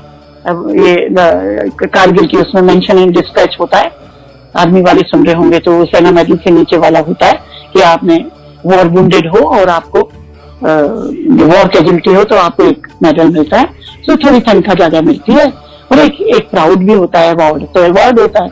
इसको कुछ नहीं मालूम कि मुझे क्या मिला है, वो तो लिख के आ जाता है राष्ट्रपति से और वो मिल जाता है, तो वो हो गया। इसके फिर जल्दी से लाए, इसके का शूज भी वहीं रह गए थे, एक बर्दी देती थी इसकी यूनिफॉर्म की, वो खूनों से भरी थी, काफी मैंने धोई, मैंने कहा इसको रख दो, ड्राई क्लीन कराई, वो निशान अभी भी है काले, वो मैंने रख दो, मैंने कहा ये एक निशानी है, कोई बात नहीं, मैंने उसी को दे दी है अभी। तो इसके बाद मैंने इसको तैयार करके मेरे हस्बैंड 1 तारीख को जनवरी को सीधे पहुंच गए वो यूनिट में। वहां के सीओ से बात हो गई थी। सीओ ने कहा आप इसको छोड़ जाया करिए, ये थोड़ा सा घूमेगा तो इसके और ज्यादा मतलब इंजरी ठीक होगी, इसका ब्रेन डेवलप होगा और ये होगा वो होगा। एंड ही इज वेरी, जाके उसने जय हिंद सर बोला अच्छी तरह से, जैसे यूनिट में अपने सीओ को बोलते हैं, बिल्कुल सल्यूट किया है उसने। मतलब गुरुजी ने इस तरीके से बता दिया कि he has to report and he has to salute, he has to sign। उसने कहा साइन करो। अब साइन कैसे करेगा? सबसे पहला इंजरी के बाद साइन कैसे करे? साइन तो भूल गया, वो जो पहले वाले साइन थे बहुत खूबसूरत से थे।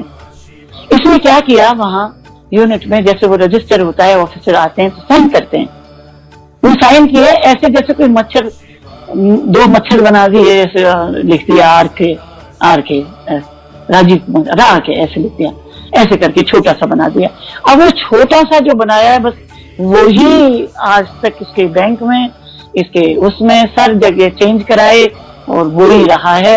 इसके बाद मैं 1 तारीख को गुरुजी के पास नहीं गई क्योंकि मेरे यहाँ बहुत फंक्शन था। 2 तारीख को मैं गई, मैं कुछ रेवड़ियां वगैरह ले गई थी कि मैंने कहा कुछ संगत को बच जाएंगी, तो गुरुजी तो कुछ लेते नहीं थे, गुरुजी को तो प्यार चाहिए। तो मैंने वो पीछे किचन में गई, मैंने वो पैकेट में कुछ लिया हुआ था, तो मिठाई और ये ऐसा कुछ था, तो वो पीछे मैंने किचन में जाके और मैंने रख दिया। मैंने कहा ये एक खुशी है या बच जाएगा जब भी बटेगा या जो कुछ है। गुरुजी तो अपने लड्डू बांट रहे थे। मैं जैसे ही वहां पहुंची हूँ और मैं मुस्कुरा रही हूँ और मैंने गुरुजी के पैर पकड़ लिए और मैंने माथा, और गुरुजी कहते हैं पहन ली ना यूनिफॉर्म, है खुश है, पहन ली ना यूनिफॉर्म। मैंने कहा हाँ गुरुजी आपका बहुत बहुत शुक्रिया, पहन लिया, वो पहन लिया और उसको पहुंचा दिया। मैं कल नहीं आ पाई, उसके लिए मुझे माफ करना। सो इस तरह से गुरुजी ने मुझे ब्लेस किया और हम जाते रहे और गुरुजी के दर्शन करते रहे, उनकी महिमा। और इसके बीच में ही की बात है, जब मैं गुरुजी से मिली थी तो मैं देखती थी सभी लोग जो अपने गले में ना, जो मेरे जितने भी हैं अंकल लोग, वो सब अपना क्लिप में ऐसे फोटो लगा के रखते थे। तो मैंने कहा मुझे फोटो नहीं, मैं दिल में कह रही थी कि कल शायद गुरुजी कब देंगे। तो किसी से पूछती थी, इतनी हिम्मत गुरुजी से थोड़ी होती थी कि आप मुझे अपना स्वरूप दे दीजिए। तो तब तो स्वरूप नहीं बोलते थे, फोटो ही कहते थे। तो वो लटका के, तो मैंने कहा ये सब लटका के लाते हैं, इसका मतलब क्या है? कहते हैं यहाँ आते हैं ना सब गुरुजी की वो जाते, तो मैंने कहा इसका मतलब है कि जो लाते हैं तो एक तरह का ये वो हो गया जैसे आइडेंटिटी कार्ड कि हम गुरुजी के हैं, गुरुजी वाले हैं। तो मुझे कब मिलेगा? तो उस दिन दूसरे दिन ही वो एक थाली लाके रखी किसी ने, उसमें बहुत सारे स्वरूप थे और क्लिप भी थी। क्लिप अलग रखी हुई थी, जो जो अंकल ने लेनी है वो क्लिप वाले थे, वैसे थे प्लेन भी थे वो क्लिप वाले भी थे। मेरे अंकल गए, गुरुजी ने कहा स्वरूप लो, तो अंकल को एक पकड़ा दिया, हाथ में दे दिया, ले आए। अब मैं बहुत लालची, मैं दिल में सोच रही हूँ कि मुझे बेटे को भी देना है, बहू को भी देना है, सब बच्चों को भी गुरुजी का स्वरूप देना है, गुरुजी मुझे ज्यादा दे दें। और गुरुजी का मेरे पास कोई भी फोटो नहीं है कमरे में लगाने के लिए। मैं गुरुजी ने इतनी मेरे पर मेहरबानी की है, मतलब मेरे बच्चे को जीवन दान दिया है, इस गुरु को क्या बोलूं, मैं इस गुरु को बल जाऊं। गुरुजी मुझे बहुत सारे देते हैं। तो मैं, गुरुजी ने सुन ली मेरी बात, मैंने अपना हाथ ऐसे किया तो गुरुजी ने एक उठाया, फिर उसको रख दिया। मैंने कहा एक हाथ में देंगे, एक ही देंगे भैया, दुपट्टा कर लो अपना आगे। मैंने अपना दुपट्टा का ऐसे मैंने किया। मैंने कहा सब लोग ये सोचेंगे कि बड़ी ही संस्कारी लेडी है जो कि हाथ में ले रही है, अपने दुपट्टे में भीख मांग रही है। तो मैंने दुपट्टा लिया, मैंने कहा दुपट्टे में, गुरुजी समझ गए, कहते हैं ज्यादा चाहिए। मैंने कहा हाँ गुरुजी ज्यादा से चाहिए, मेरे को चाहिए। तो मैंने कहा ज्यादा का मतलब 3-4 तो दे ही देंगे। गुरुजी ने ऐसे करके हाथ मुट्ठी ली और मेरे उसमें डाल दिया, किसी को पता ही नहीं चला कि कितने आए। मैंने चुपके से उसको अपनी छाती से अपने दुपट्टे को लगा लिया और मैं पीछे हट गई कि कहीं मुझसे बहुत लोगों को नहीं मिलते थे उस दिन, मेरा थोड़ी देर बाद में मिलेंगे, गुरु तो ब्लेस सबको करते हैं तो वो तो देंगे, ऐसी बात नहीं है, गुरु जी दिल में है। पर फिर भी हमको लगता था कि ये तो हमको पता नहीं क्या मिल गया, खजाना है ये तो। हमारे लिए हीरा मोती कुछ नहीं है, गुरु जी के पीछे साइन होते थे। तो मैं ले गई, मैंने बिल्कुल किसी को नहीं बताया, कार में बैठी अपने घर पहुंच गई और मैंने जब खोल के देखा तो 7 थे, 7 गुरु जी का लकी नंबर 7 थे। मैंने बिल्कुल देर नहीं की, मैंने क्या किया, उस दिन तो मैंने जाके वहां अपने मंदिर में रख दिए वो बड़ी अच्छी तरीके से और दिया जला दिया, रात को ही दिया जलाया कि गुरु जी ने मुझे ये ब्लेस किया है और इतने सारे दिए। जब तक तो मेरा बेटा यूनिफॉर्म भी नहीं पहनी थी, ये तो पहले की बात है, 1 महीने 1.5 महीने की बात है।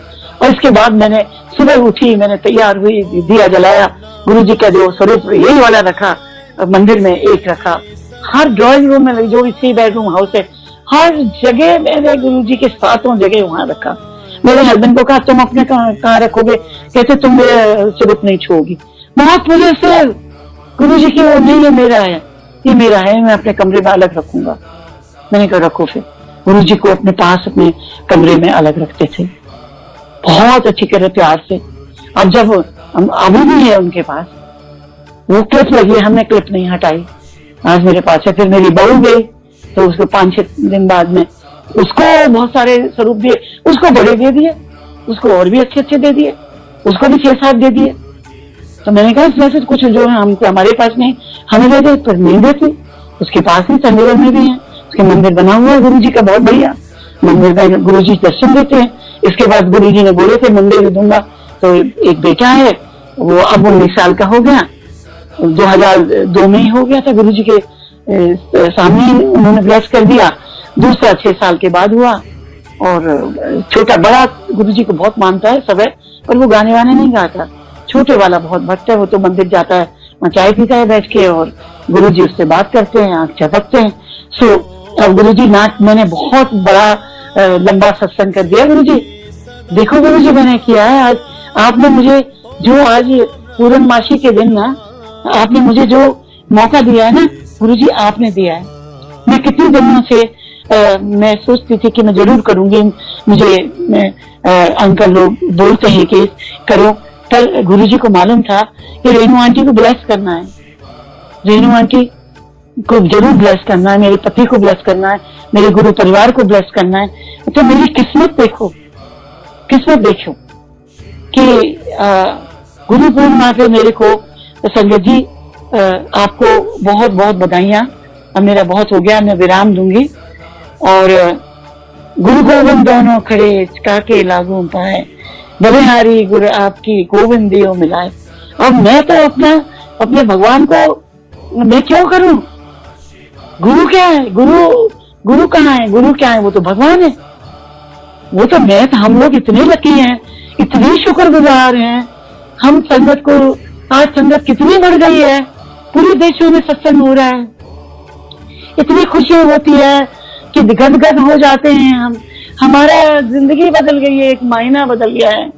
मैं तो बस गुरु जी से ये कहती हूँ, जो भी 2-3 साल 77 साल की हूँ, जो भी जिंदगी दो, हाथ पैर से चलूं और आऊं आपके मंदिर में, आपके दर्शन करूं और सुबह शाम आपकी पूजा करती रहूं।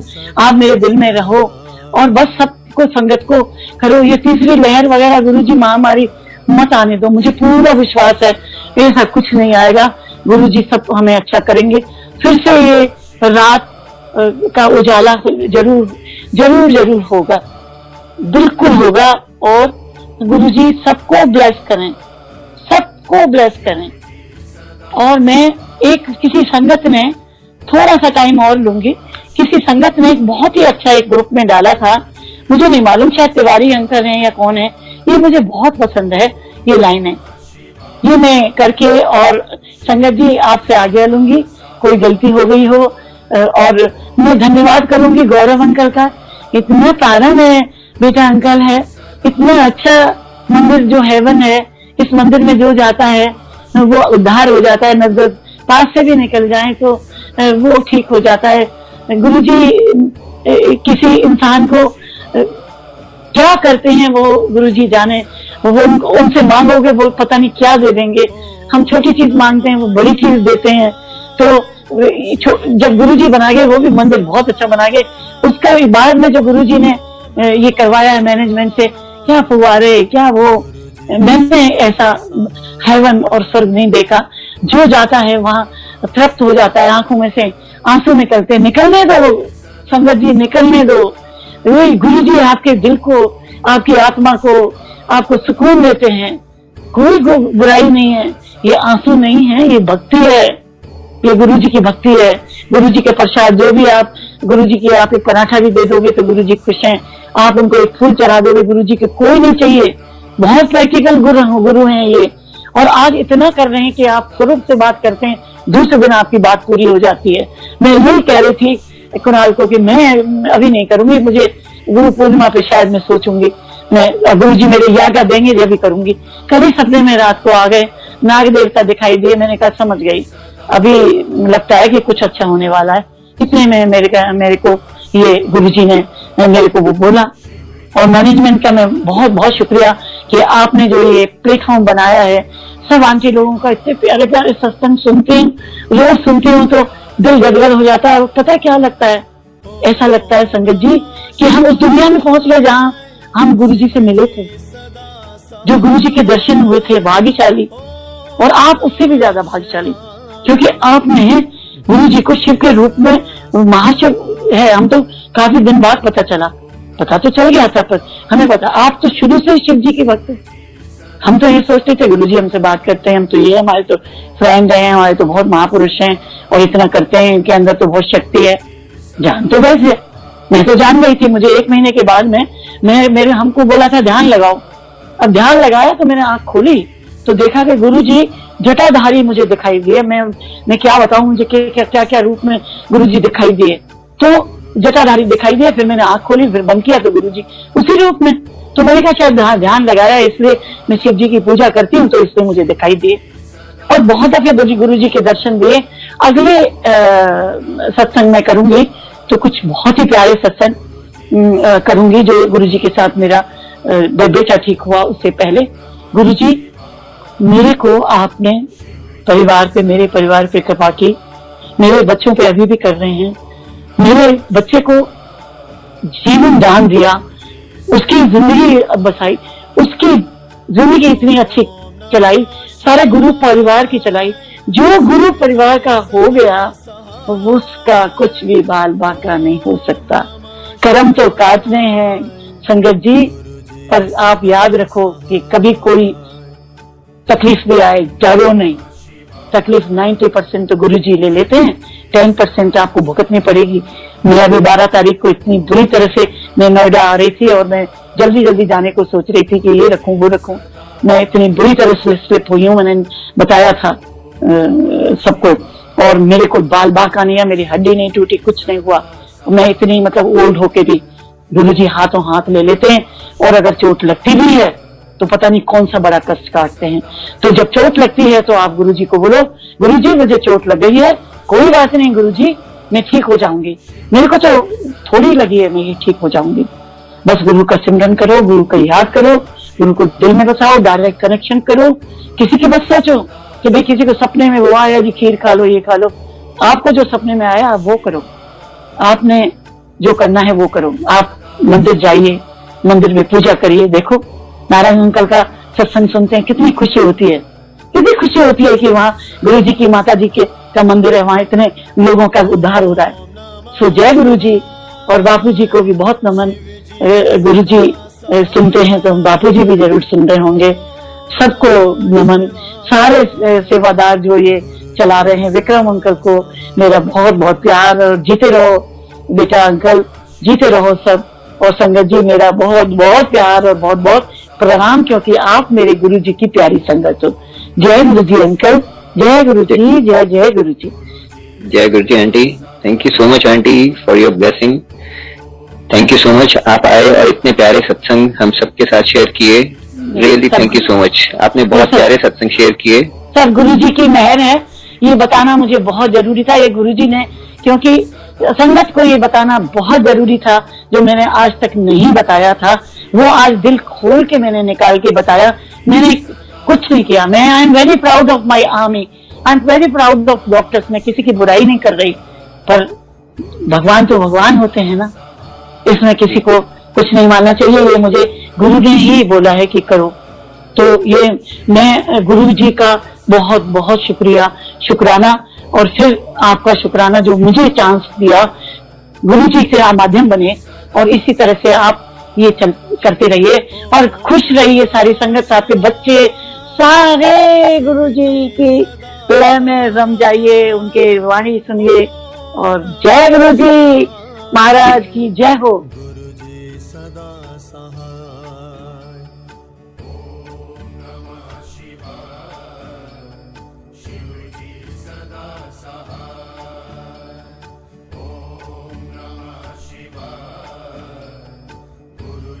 सदा सहाय।